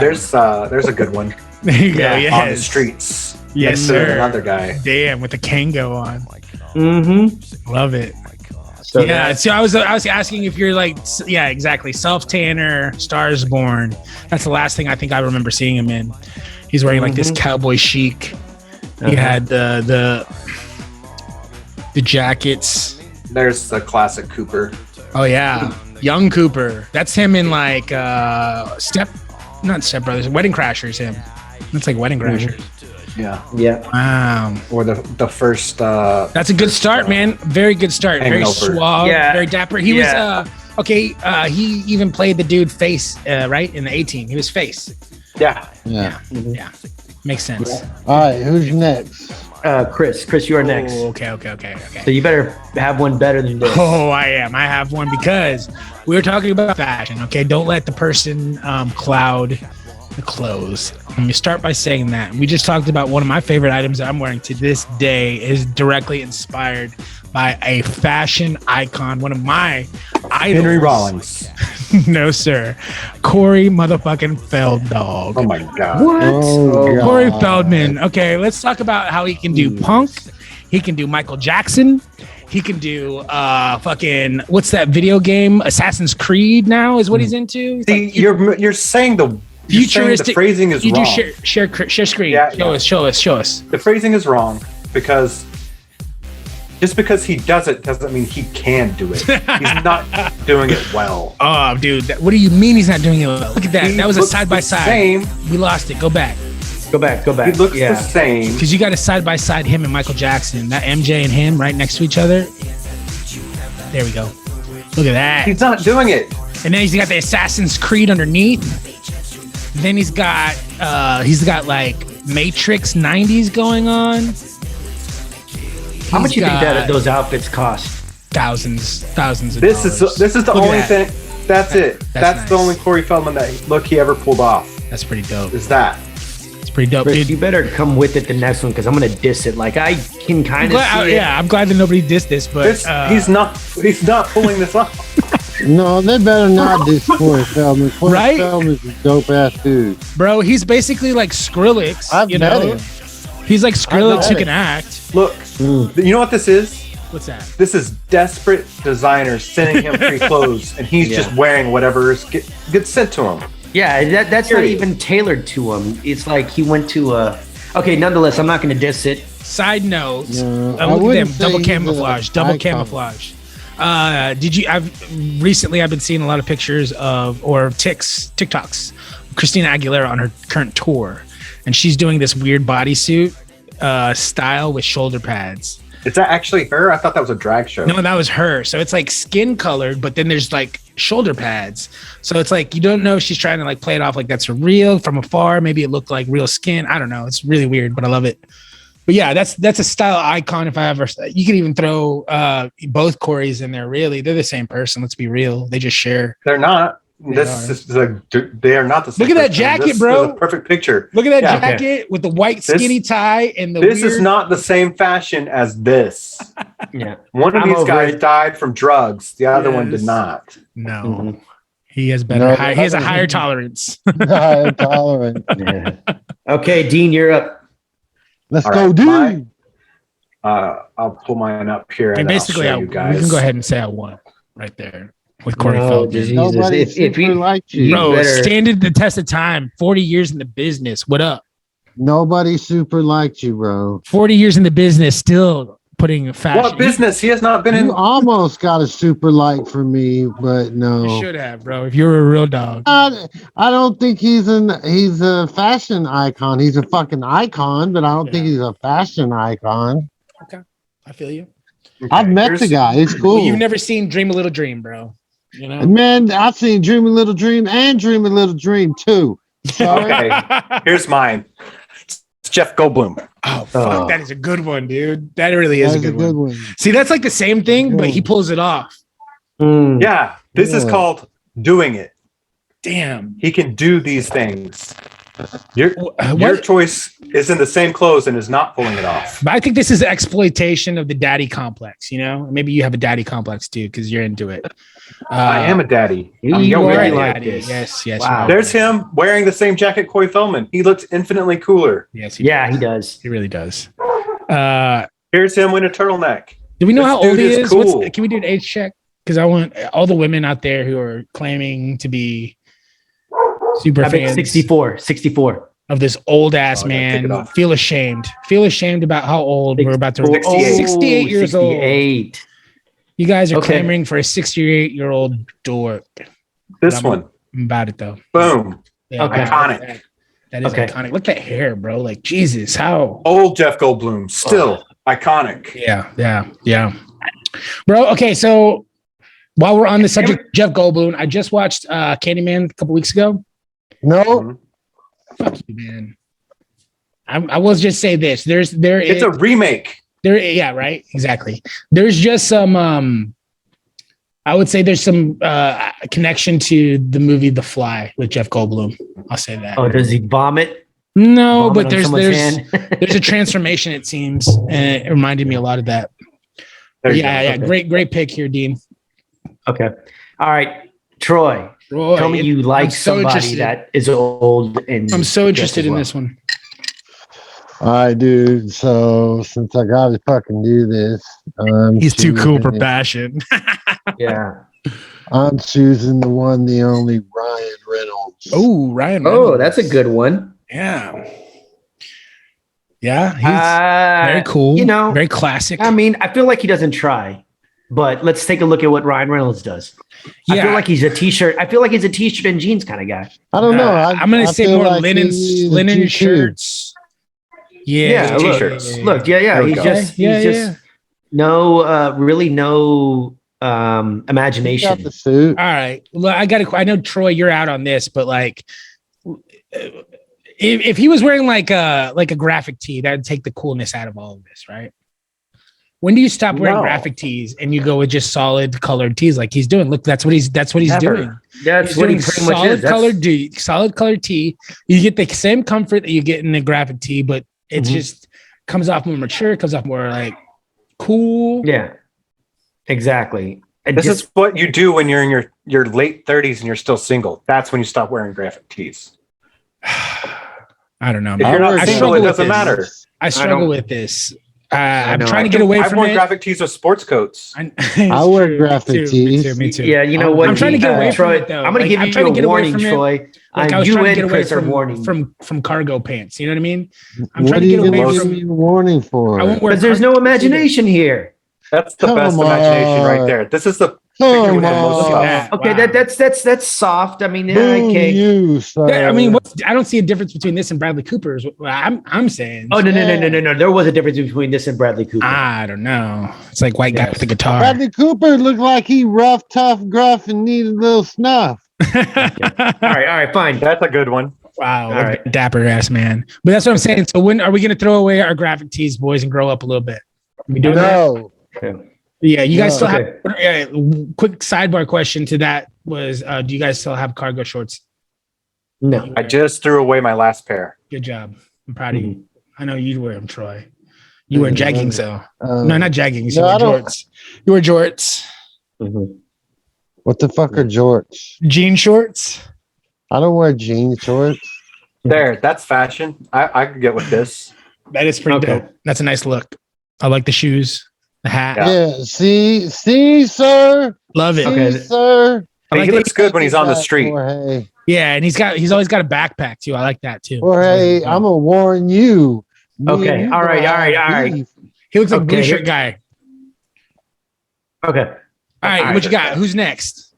I'm up next. All right, All I'm right. gonna go with a boy from Texas, Ooh, Terrell, Texas, Ooh. Jamie Foxx. Jamie Foxx.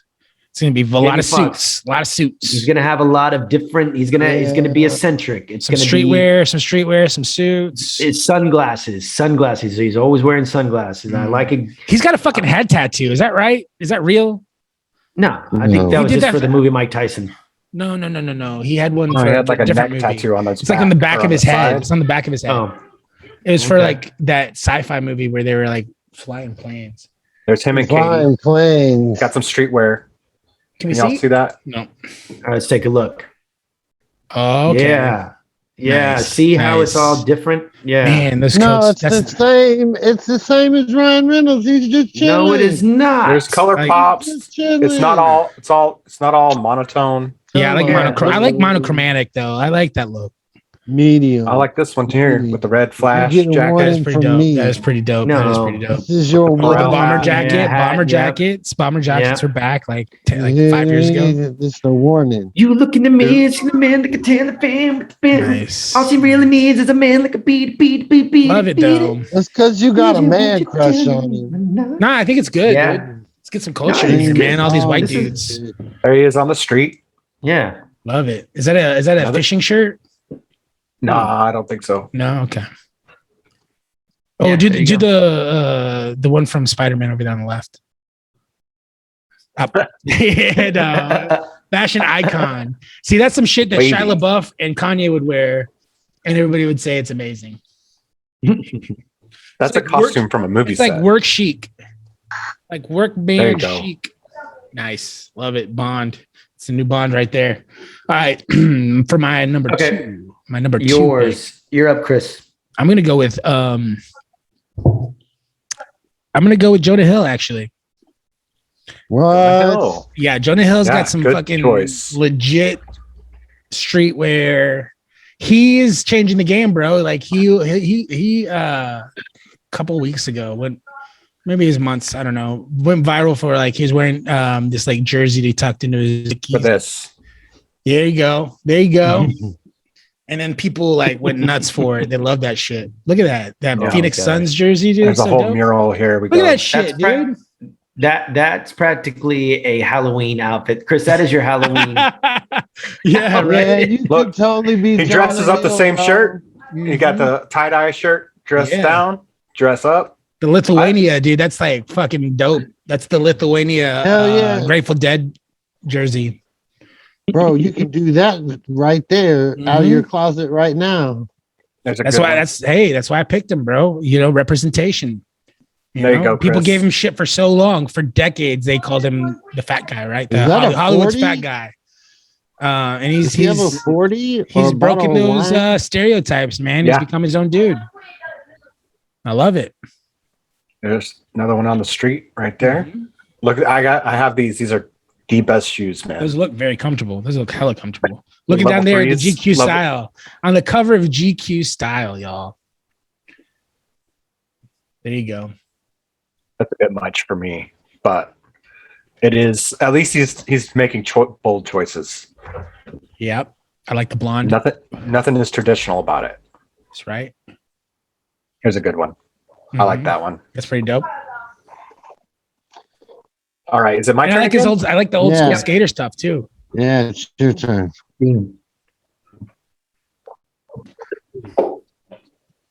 This is a very specific look, but I used to be obsessed with it, and I still kind of am. And it is very, very specific. It is Brad Pitt from 1998's Fight Club. Ooh. Damn. Brad Pitt. So Tyler Durden. Tyler Durden. Tyler Durden. You know who does Tyler Durden really well? What's his name? Adam Levine. That's Adam Levine's style. Like I guess his style inspiration has got to be Tyler Durden because he's wearing that shit all the time. I used to have some of these jackets. Wine shirts mixed with athletic pants and a fucking leather jacket. I used to be obsessed with this look. It's see, the thing about this look is it's easily attainable. So Brad Pitt is your choice? No, Brad Pitt from Fight Club. Tyler Durden. Yeah, Tyler Durden is his choice. So you can go to the thrift store and get that jacket.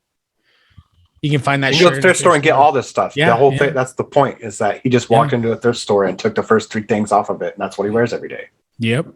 He gives 0 fucks about anything. Yes. That's the look. Go into a thrift store. Yep. You're not trying to impress anybody. You're just trying to be dressed. Troy, basically, you do this and just throw on a leather jacket, and you can achieve this look, bro. You can. That's fucked up, bro. You're the fucking store looking ass. Store looking ass. You Wow. That's it. That's my store. That's my second pick. Nice. Very good. Very good. All right, Troy. Troy Daddy. Press us. I'm going another Texas boy. Yes. From Austin, Texas. I'm gonna go with Mr. Matthew McConaughey. Oh, hey. I can never get his name right. Matthew McConaughey. How do you spell his friggin' last name? Matthew McConaughey? Yeah, how do you spell it? I don't know. Just type in Matthew C-A-U and it should pop up. McConaughey.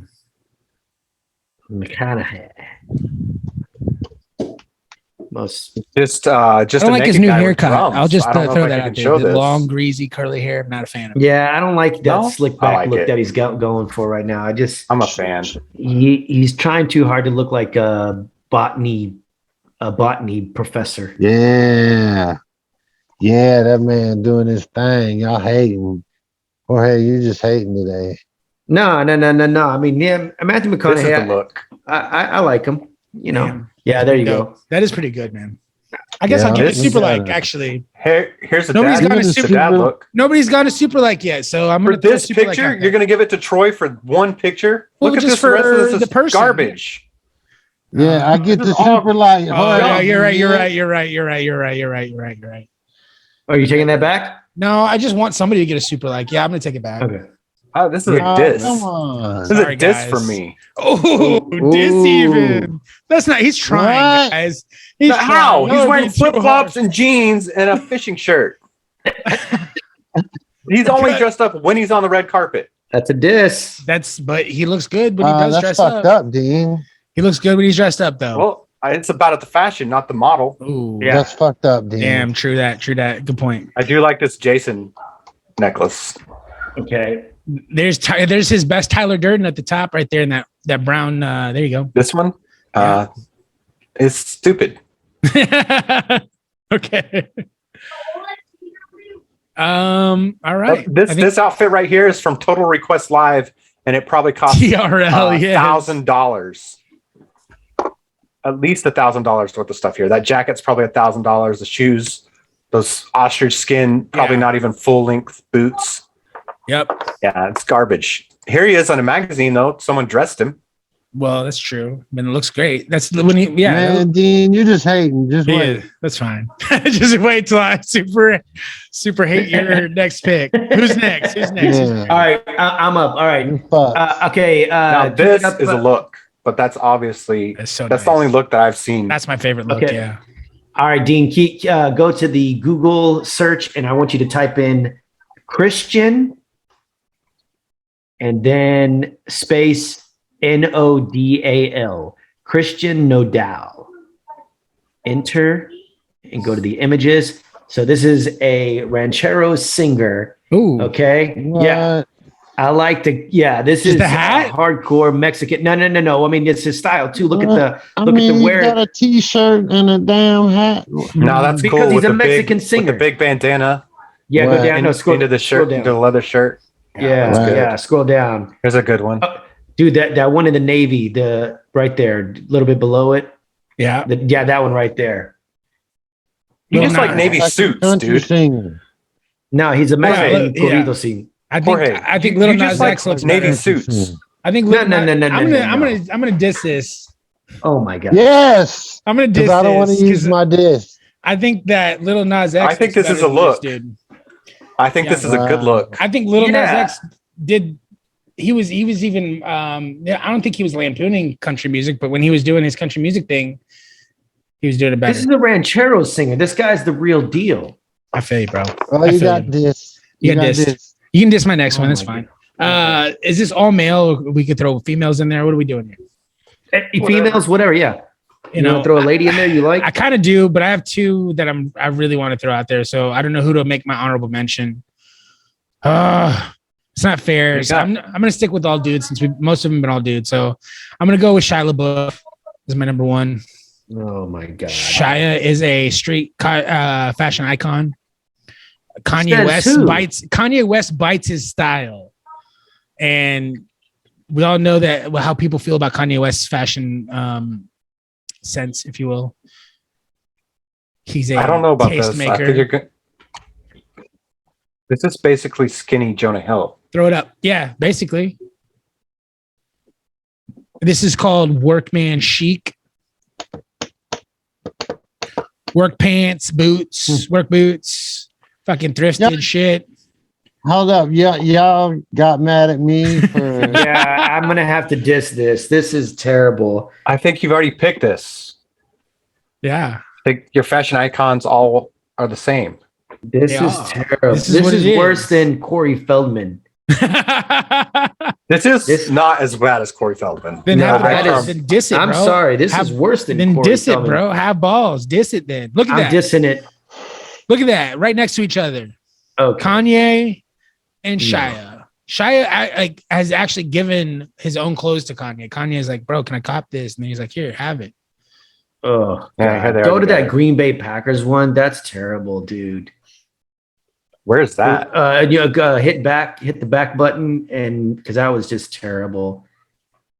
Oh, Yeah, look at that shit. there golly. Okay, I don't know. I just saw one where he was wearing a Green Bay. you go. jacket. The ripped shirt one. This is Which one? This is awful. To the right, bro. you got the maroon shirt, ripped shirt. So this Those is are the guy you want to terrible. emulate. That's great. This I is- love that. Dude, I have Those that pants jacket. are I awful. fucking have that jacket. This jacket is cool. This is not a thing. So that's like the corduroy pants you wore. They're just tight. No. Okay. That's All right. terrible. Nobody dissed it though. So what up? No, I dissed it. I You did. You did? Okay, Yeah. you dissed it. Okay, there you go. Yeah, this just That's old school. that's what you want to wear. There you go. That's it. Now the starter jacket is dope. That is dope. It may not be the team you like, but Yes. Rocking No. a starter Okay. jacket Go is down cool. to the one. Here's what I'm buying in on. The one to the right. Go two more to the right. I'm buying this look one. right now. I'm feeling this right now. I've been doing it a little. I'm sneaking in a little. you don't wear touch. joggers. I don't do joggers, but I do the black slim fits, and I tuck in my shirt every now and then, and I kind of been digging it. Okay. I mean, Yeah. this is probably the best example Mhm. of all the looks. He just That's likes the Desert Storm boots. Yeah, the Desert Storm boots are pretty dope. Those are pretty sick. Dean, you could possibly win this with your next pick because no pressure. I have a diss, Chris has a diss, Troy has a diss. Troy's going to diss whatever I say. Troy can possibly. He doesn't really care about the discourse. He just wants to be the winner. Yes, he wants to see the world burn. That's true. That's all he cares about is winning in this category. I don't know why. He's so passionate about three of a kind. There's some super likes out there. We all have our super likes. That's right. This is how contentious we are about fashion. Is we haven't thrown a super like out there once. Exactly. Like, well, none of y'all have. Oh, I love this. Oh God. Damn. Oh wow. Okay. Harry Styles. Yes, maybe a little. But now this is my avant-garde choice. Okay, avant-garde. Pushing the envelope to the max. I'm dissing this. Yes. What? Surprise! Yeah, right. Hold on. I'm gonna super like it because super like, motherfucker. This is not my choice. This is not actually my choice. I was just proving a point that Troy was going to dislike everything. Okay. All right. Then the super like goes away. The super like goes away. Yeah, the super like goes away too. All right. Oh wait, how does the diss go away? That's not fair. Well, you're about to was a psych. Maybe you'll. That was a psych. I don't know, but I still get my diss. Yeah, you still got your diss. You still have your diss. Your diss is back. Yeah. Okay. We'll see if you have the balls to diss it. Maybe it'll be so good you won't be able to. I gave you simply a super like because this has been the most like watermelon sugar high, right? Yeah. Okay, go ahead, Dean. All right, hold on, I gotta get it. I mean, he's the first dude. Well, one of the first dudes, not the first recent guys, I guess, that was like, yeah, fuck it, I'll put a song, see how that goes. You know. Now Cuddy does it all the time. Now every award show now for them from here on to the eternity, somebody's gonna do it. I think we had 2 people wear dresses yesterday. I don't know. If Harry Styles and Ed Sheeran were like, you had to pick between those 2, who would you go with?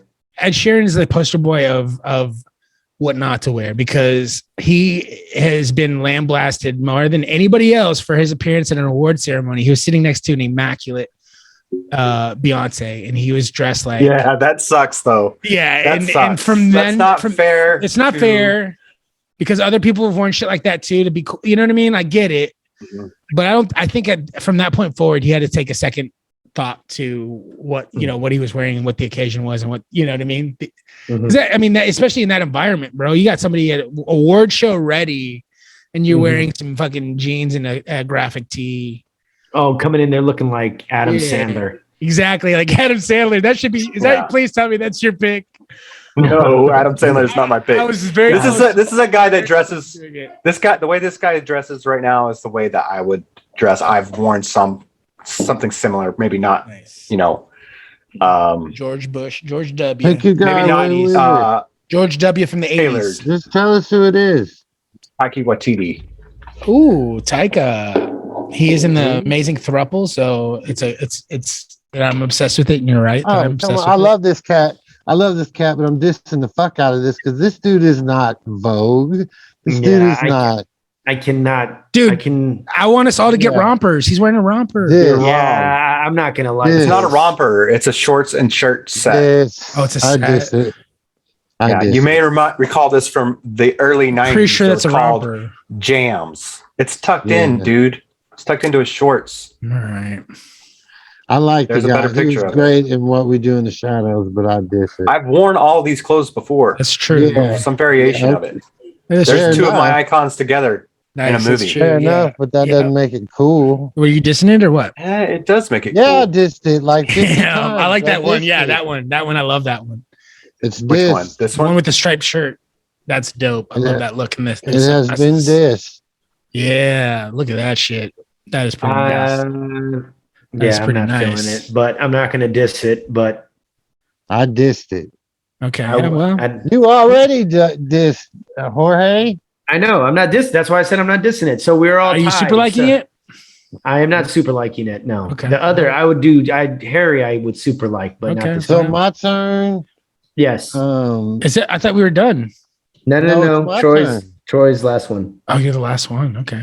Yeah. All right, Troy, what do you got? Oh my God. I hope he somehow wins this shit. How is this going to go down? All time. Remember, you said you asked the question, can they be dead? You asked that question for a reason. I have two. Yes. And one of them's gonna be in, but I'm gonna go, and it's probably not gonna make me win it, but I'm gonna go Steve Harvey. Oh, God damn it, Troy! You had a chance. Jesus, Troy, you had a chance. You really? Okay, should I go on Sean Connery? Oh no! Oh. No. Hold on, I got the perfect picture. You already for Troy. done. No, you already did. No, show Steve Harvey. Show Steve the gospel fucking preacher. That is Steve Harvey. Steve Harvey. Oh God, there he is, and his greatest. Is the guy. Miss Universe. It's just suits, right? Like, does he do streetwear? No, he's never worn anything but a suit for the last 30 years. Man, you can't. There's something you got to be said about that, though, right? That's throwback. No, here's what he did. He got that show. He got that show. He's like, comedy, right? I'm working 24/7. I want 75,000 more of these suits. Yes, right here, and it has not changed. That reminds me of there's a little that's John Cena actually did that. I don't know, he didn't do that many suits, but he did a lot of suits.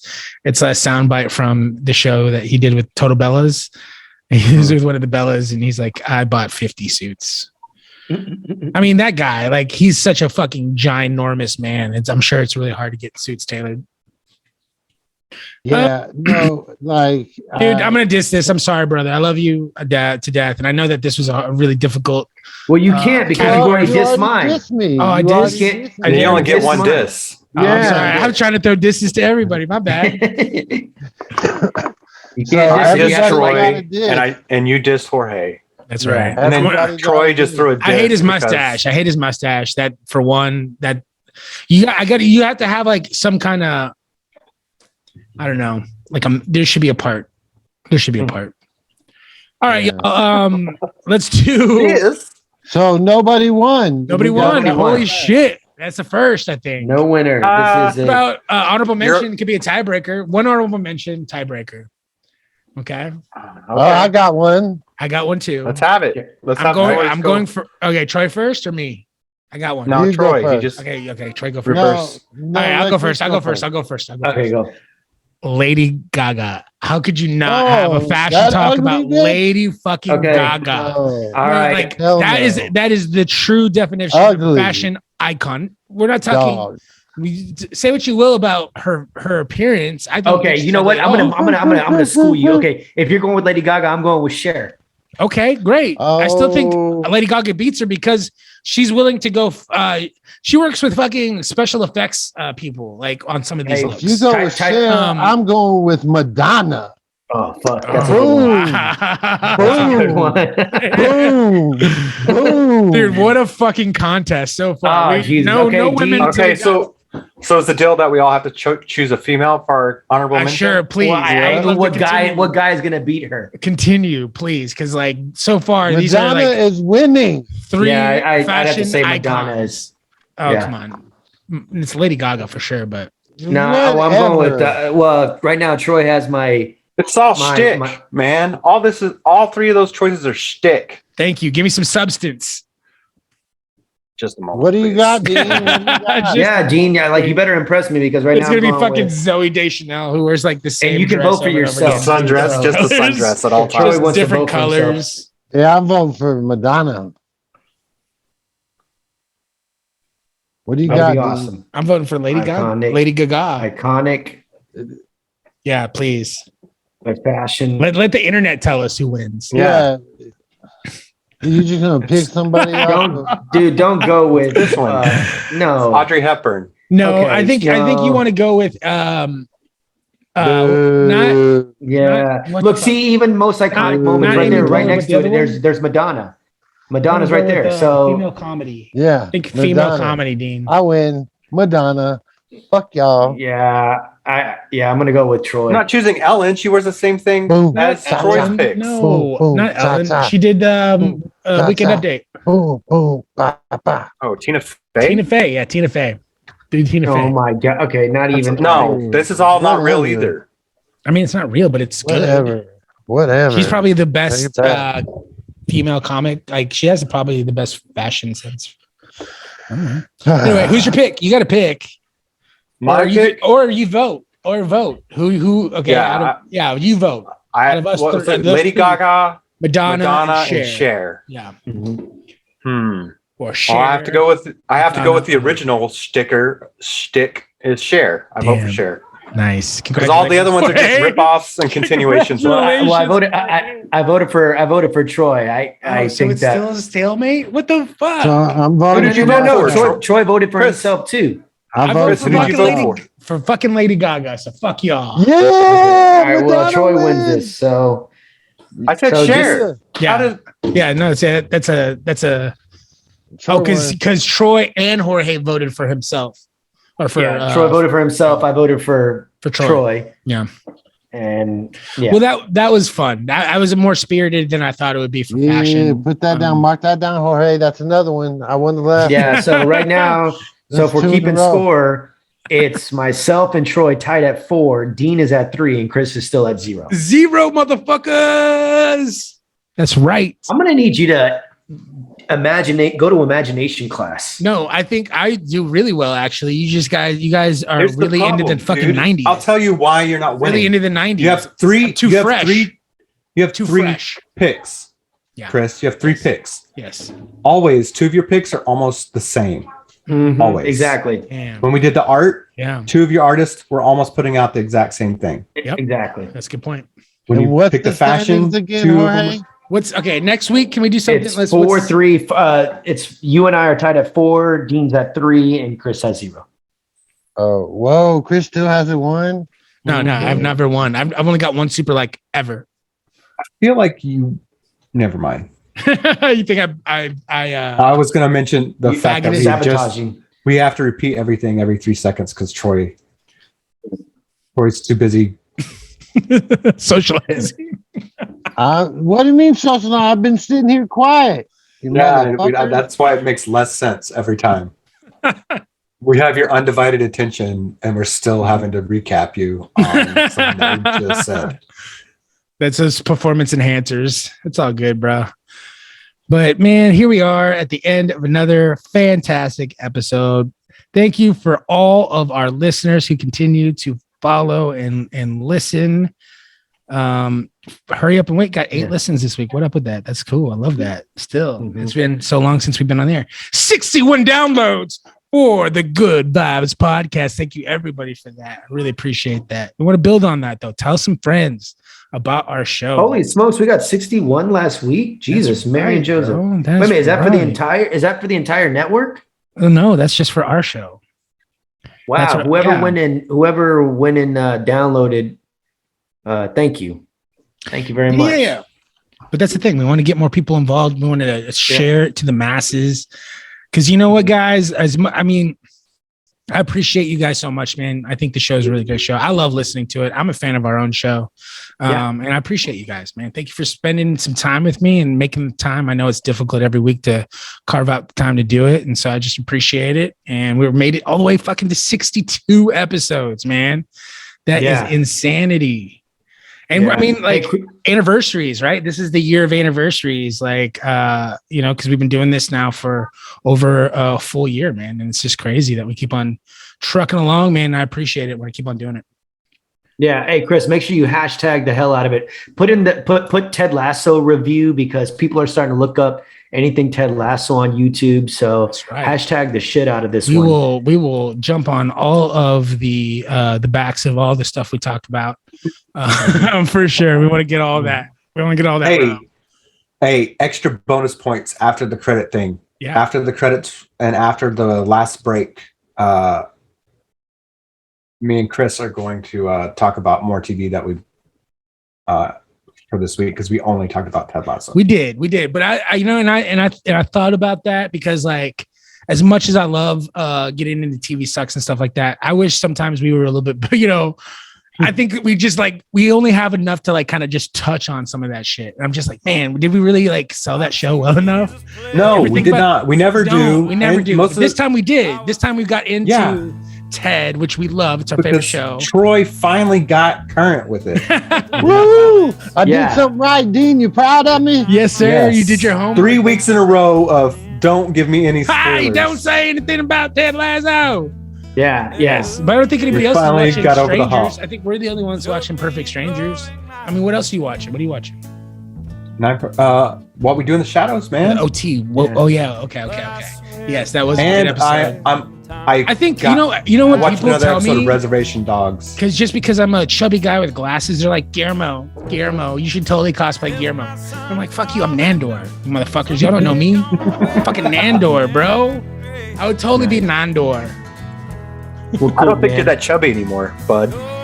Well, Milady is I calling. think Guillermo's got about 50 pounds on you now. Maybe. He's working down. Thank you, Jorge, for spending time, bro. I know. Appreciate you, bro. We love you. Likewise, guys. Keep Love you trucking, guys. homie. Keep trucking. Alrighty. Y'all have a good one. Yes, sir. Peace. Man, what else? What else you watching? I mean, Nine Perfect Strangers is really good. I've really loved it. And Perfect Strangers is really good. Have you started the Murders in the Building? Not. I haven't. Okay. You got I it. need to get on it. Yeah. Is that with Martin Short? Yeah. Yes. Yes. And it you is like it? You love it? I know freaking that's something you're going to good, get into. dude. Yeah. Speaking of Is it Tina Fey, like- she is also in it. Is she really? Is Yes. it funny or is it? What, It is funny, and it's like a mystery. It's like Did a you ever funny see- mystery. Did you ever see the show with Ted Danson got- and Jason Schwartzman? That's what it kind of reminds me of. Yeah. What was that called? Like Jason Schwartzman was like basically like, I'm a private eye.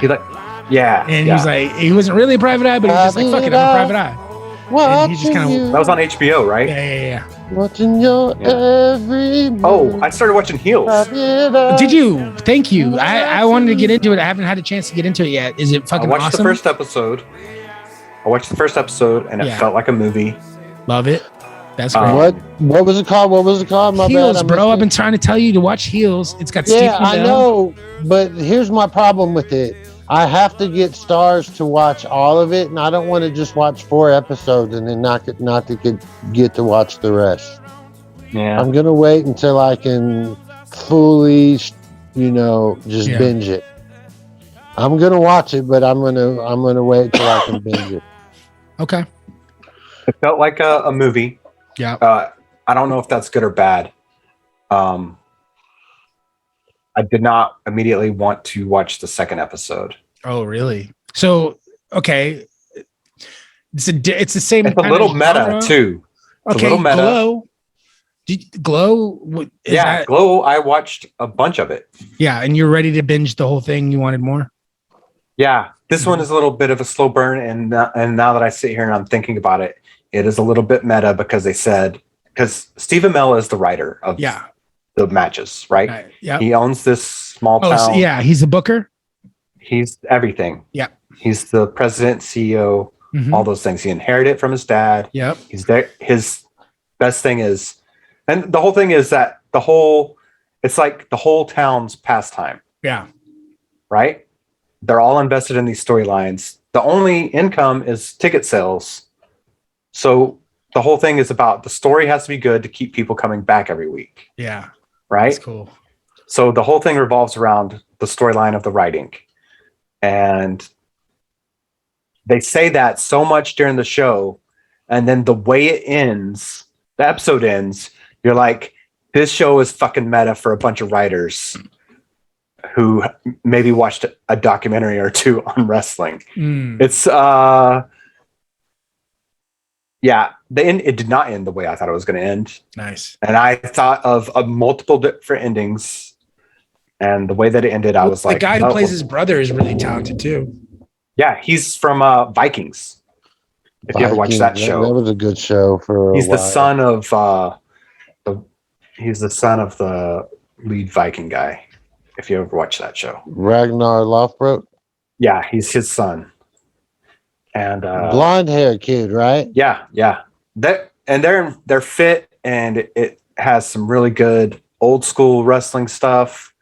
References to, and it was a good first episode. I don't know if I'm a big enough wrestling fan to watch more of it, but if you are a wrestling fan and you're a grown up fan of wrestling, I think you would find this show very good. I'm gonna watch the second episode just because I'm curious about what happens next, because the ending of the first episode is so unexpected, weird. I don't even know. And the thing is, they're selling it all, right? Yeah. And it ends on an entry, and you're not even sure if it's a real entry or if it was just them effing with everybody. Yeah. I mean, because that's real wrestling is like that, man. For sure. But so, I mean, here's score. That's the thing. We touched on the Emmys at the beginning of the episode. You know, just to kind of throw some stats out there. I'm a stats guy. Sometimes I like that shit. Award wins for streaming services: Netflix 44, HBO Max 19, Disney Plus 14, Apple Plus 10. Probably all Ted Lasso. NBC 8, VH1 6. What the fuck? I don't even know what they're putting out. That's crazy, man. Netflix, obviously big winner. Oh yeah, it was The Crown. Yeah. Really, the big winner is stuff we filmed in England. Wow, yeah. That's true. And mostly English actors. Oh, wow. Another good point. One thing that I would say is that this has been like a trend anyway, is English actors are killing it just because we're not investing in our arts programs, man. No, the work ethic is different. That in like our arts programs, arts programs are being cut everywhere in the country. Our best actors come from Disney Channel. Yes. And England's best actors. That's what I'm saying, because there's no program set up, you know, around the, you know, in schools also, and those types of things. Like you have to mark my words. This coming year, Benedict Cumberbatch will be double nominated for something. You think so? For like, yeah, 619. Yeah, thank you. I think that's the person that is blowing my hair back right now. Thank you, Troy. Is fucking John Cena. I think John Cena will win an award before fucking Cumberbatch. Honestly, no. I mean, he's getting a series now, so now he's gonna be up for Emmys. So yeah, dude, I'm telling you, like he's a talent. He's a talent. I maybe he won't ever get to the level of a Rock. Either way, no, that is Golden Globes. Yeah, that is not that is Golden Globes. Emmys and Oscars. Well, yeah, probably maybe not. an Emmy. Oscars, but down the line, maybe down the line though. I'm just saying. WandaVision didn't even get nominated. I mean, WandaVision got nominated for tons of stuff and didn't win anything. This is like he's right now career-wise to me. He's like Adam Sandler Punch Drunk Love level right now. It's like people are like, he can fucking he can act, but is it still? He's still in his. Well, Adam Sandler still got screwed out of his best performances. Yeah. I mean, as far as awards go, right? I mean, the Independent Spirit Award is great. Yeah, hell yeah. But it's not going anywhere past that at this point. I just think there's more depth to what he does than The Rock does. I love what The Rock does. I think he's a great performer. He's a fucking star, obviously. But there's some skill to what John Cena does that's just different to me. Like he's a great improver. Like I sent you that clip of him doing some goofing around on set of Suicide Squad. Yes, it's like some outtake stuff. And the outtake stuff he did on the Amy Schumer movie, man. Like has he been on SNL yet? Has he been on SNL yet? Not as a host. What the fuck are they doing? Because like I think the Rock episode's what made him. I think the Rock episode of SNL made him. People were like, "Oh shit, he can actually fucking do this." Well, did you see what was the Get Shorty? What was the sequel to that? Oh yeah. Be Cool. Be Cool. The Rock is in that. That was a great performance. That was an excellent performance by The Rock. That might still be his best. He's gay in that one. So good. The cowboy. Correct. The fucking cowboy. Yes. So good, dude. That was a good. Yeah. Yeah, Troy, he's gay. Don't be so freaking homophobic. I'm not homophobic. Did he hit on you? Did he hit on you? Did he? I just said he's gay. Are you yes, but you just like because of it? I love The Rock. Did he make inappropriate advances to your person personally? Repeating. You know, I'm not. Then it doesn't matter. Yeah. Yeah, we heard you like 6 times. Say it with disgust in your voice. Freaking I said it homophobe. twice, and there was no. You could barely get it out without vomiting. Oh shit! That's what you sounded like. That's the way you sound. Go back and listen to the tape. You go back and listen to the tape, sir. Obviously, we know Troy doesn't listen to the tape, so nobody's dumping on you. Nobody's done. We're done dumping on you. It's all good. What do you think? I'm mad. You are. You got hyped. What else you watching, Troy? What are you watching? A lot of football. Okay. Yeah. That's football season's just like, I put it on Red Zone because I forgot to last week. I put it on Red Zone and did laundry. What about movies? Y'all seen any good movies lately? Done. Man, no, not really. Oh, I did see a movie. I saw Cop Shop. Oh, did you like that? It was terrible. Yeah, it looked terrible. It looked terrible to me. It was terrible. It was set in one place. I'm not a big fan of movies set in one place. Oh yeah, I found that too. Okay, well, I hated Quentin Tarantino's last movie. Not last movie, the one before that. Hateful Eight. I'm sorry, yeah, before that. Oh, yeah, Hateful Eight. I hated Hateful Eight. I liked the Hateful Eight. I was looking for a way out, dude. Every time, like there was a chapter, I was like, please be the last chapter. Please be the last. Well, chapter. one thing is that's like a director's cut. Like the chapters thing, the way they put it on Netflix, I think they have it split up like that. They like split it into like actual, like it stops. Yeah. Right? Am I imagining that? I don't know. Maybe I'm imagining that. I think so. Like one movie, and I can't remember what it was. I have to take notes on my life, man. Vacation Friends. I watched that. Oh, did you like that? I love that shit. It was good. It's just the 90s kind of action, or not, I'm sorry, 90s comedy kind of stuff, you know? Yeah. And where can I watch that? That sounds wonderful. Hulu. It's on Hulu exclusive. It's Lil Rel and John Cena. Hilarious. It's like in the wasn't- vein of like one of those annoying, like, I'm a straight laced kind of guy. Here's this crazy wild person. Like, what about Bob? Or one of those types of flicks where Captain Ron, you know, it's Captain like Ron. It had very much Captain Ron vibes. Yeah, it's in the vein of that type of movie where it's like this person's wild as fuck. Who's the wild one? John Cena? Yes. Yes. This is the thing, though. When you were saying that about John Cena's having a little bit of a moment or something. Yeah, man. I felt like this movie was not. This was like 2 steps back.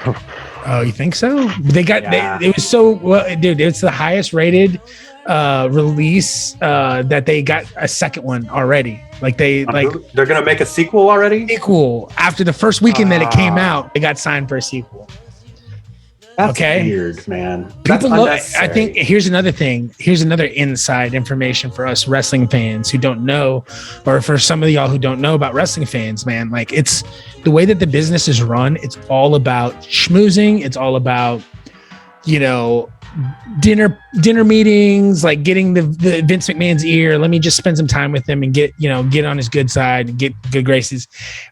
So that's what The Rock was really good at, and that's what John Cena was really good. That's how you get pushes in wrestling, that kind of relationship work. And I feel like that's what makes them really good in Hollywood, because anybody who works with them wants to work with them again. Do you know what I mean? Like almost immediately. Like look at what happened with Suicide Squad. Yeah. Suicide Squad, they're like, oh fuck. Like he's like, such dude, a pleasant experience. Please, let's work again. Because it's all about hard work, it's all about respect, it's just the way that but also having a good time and having a good personality. Yeah. Like a working relationship. Yeah, and they know work because I totally get that. They're, truck drivers basically, because that's what wrestling's all about. You know, they go on tour, they do all those things. They're not afraid of the long hours and the workload that comes with it. And I think they're highly respectful. And I think that's what makes The Rock who he is. People love The Rock just because of how he cut his teeth and made it in this world, man. Like, and he talks. I mean, you ever see The Rock show? Did you ever watch any of that? The Young Rock. I mean, it talks about it. It talks about it in there. It gives you a lot of what makes The Rock who The Rock is. It's through his experience, because his dad was a fucking pro wrestler. So a lot of the same kind of, rules or way to pay your due. Where can I watch Young Rock? On NBC. Yeah, if you have Peacock, you could probably Peacock. watch all Yeah, that. if you got the Peacock app, you can watch Peacock. all of it. Yep. But I think those are things that really help them excel in the business for sure. Oh yeah, boy. And I watched a little bit of the documentary series based on the Lululemon pants people. Oh yeah. The multi-level marketing thing. Oh, okay. That stuff makes me laugh so hard, but I mean, it sucks that those people got ripped off. But seriously, Yeah. anytime there's like, you just need to sign some other people up, you immediately bail. My favorite streaming site has been Prime of late, just because of all the old school content they have. They have great movies, and then like the little tack-ons. I don't really know how much I'm paying for all my streaming sites. That's something I need to do. I need to track that down. It's probably I'm having ridiculous. Stars for one more month, and then I'm gonna. It's absolutely. I watched Changeland. That's something that I watched. This is a Seth Green movie. Where you go to Thailand, right? They go to Thailand. Yeah, him and Breckenmeyer. Is that good? I've had that on my watch list forever, and I liked it. I like it because it's like a cool story, but it's also Macaulay Culkin, right? Macaulay. It's what I'm saying. It's like three friends. They're like, I think they're all really good. They're all best friends in real life. Yes, exactly. So like, Macaulay Culkin talks about it. He's like, whenever anybody asks him, "What are you asking?" He goes, "Well, I went to Thailand and go make a movie with some friends," and that's the movie he's talking about. Yep. Yeah, totally. And you get that vibe from it, but it just adds to the character development and stuff like that. Yeah, it was really good. I loved it. Okay, now I have one more question to ask you. You're very familiar with The Big Lebowski. Is probably one of my top 5 movies, right? Yes. There's a sequel called The Jesus Rolls with John Turturro. I have never seen it. It's on Prime. Okay. Oh, is it? I haven't seen it either. It's called The Jesus Rolls or The Jesus Rolls, and it's about that John Turturro's character in the movie. Oh yeah, I remember that.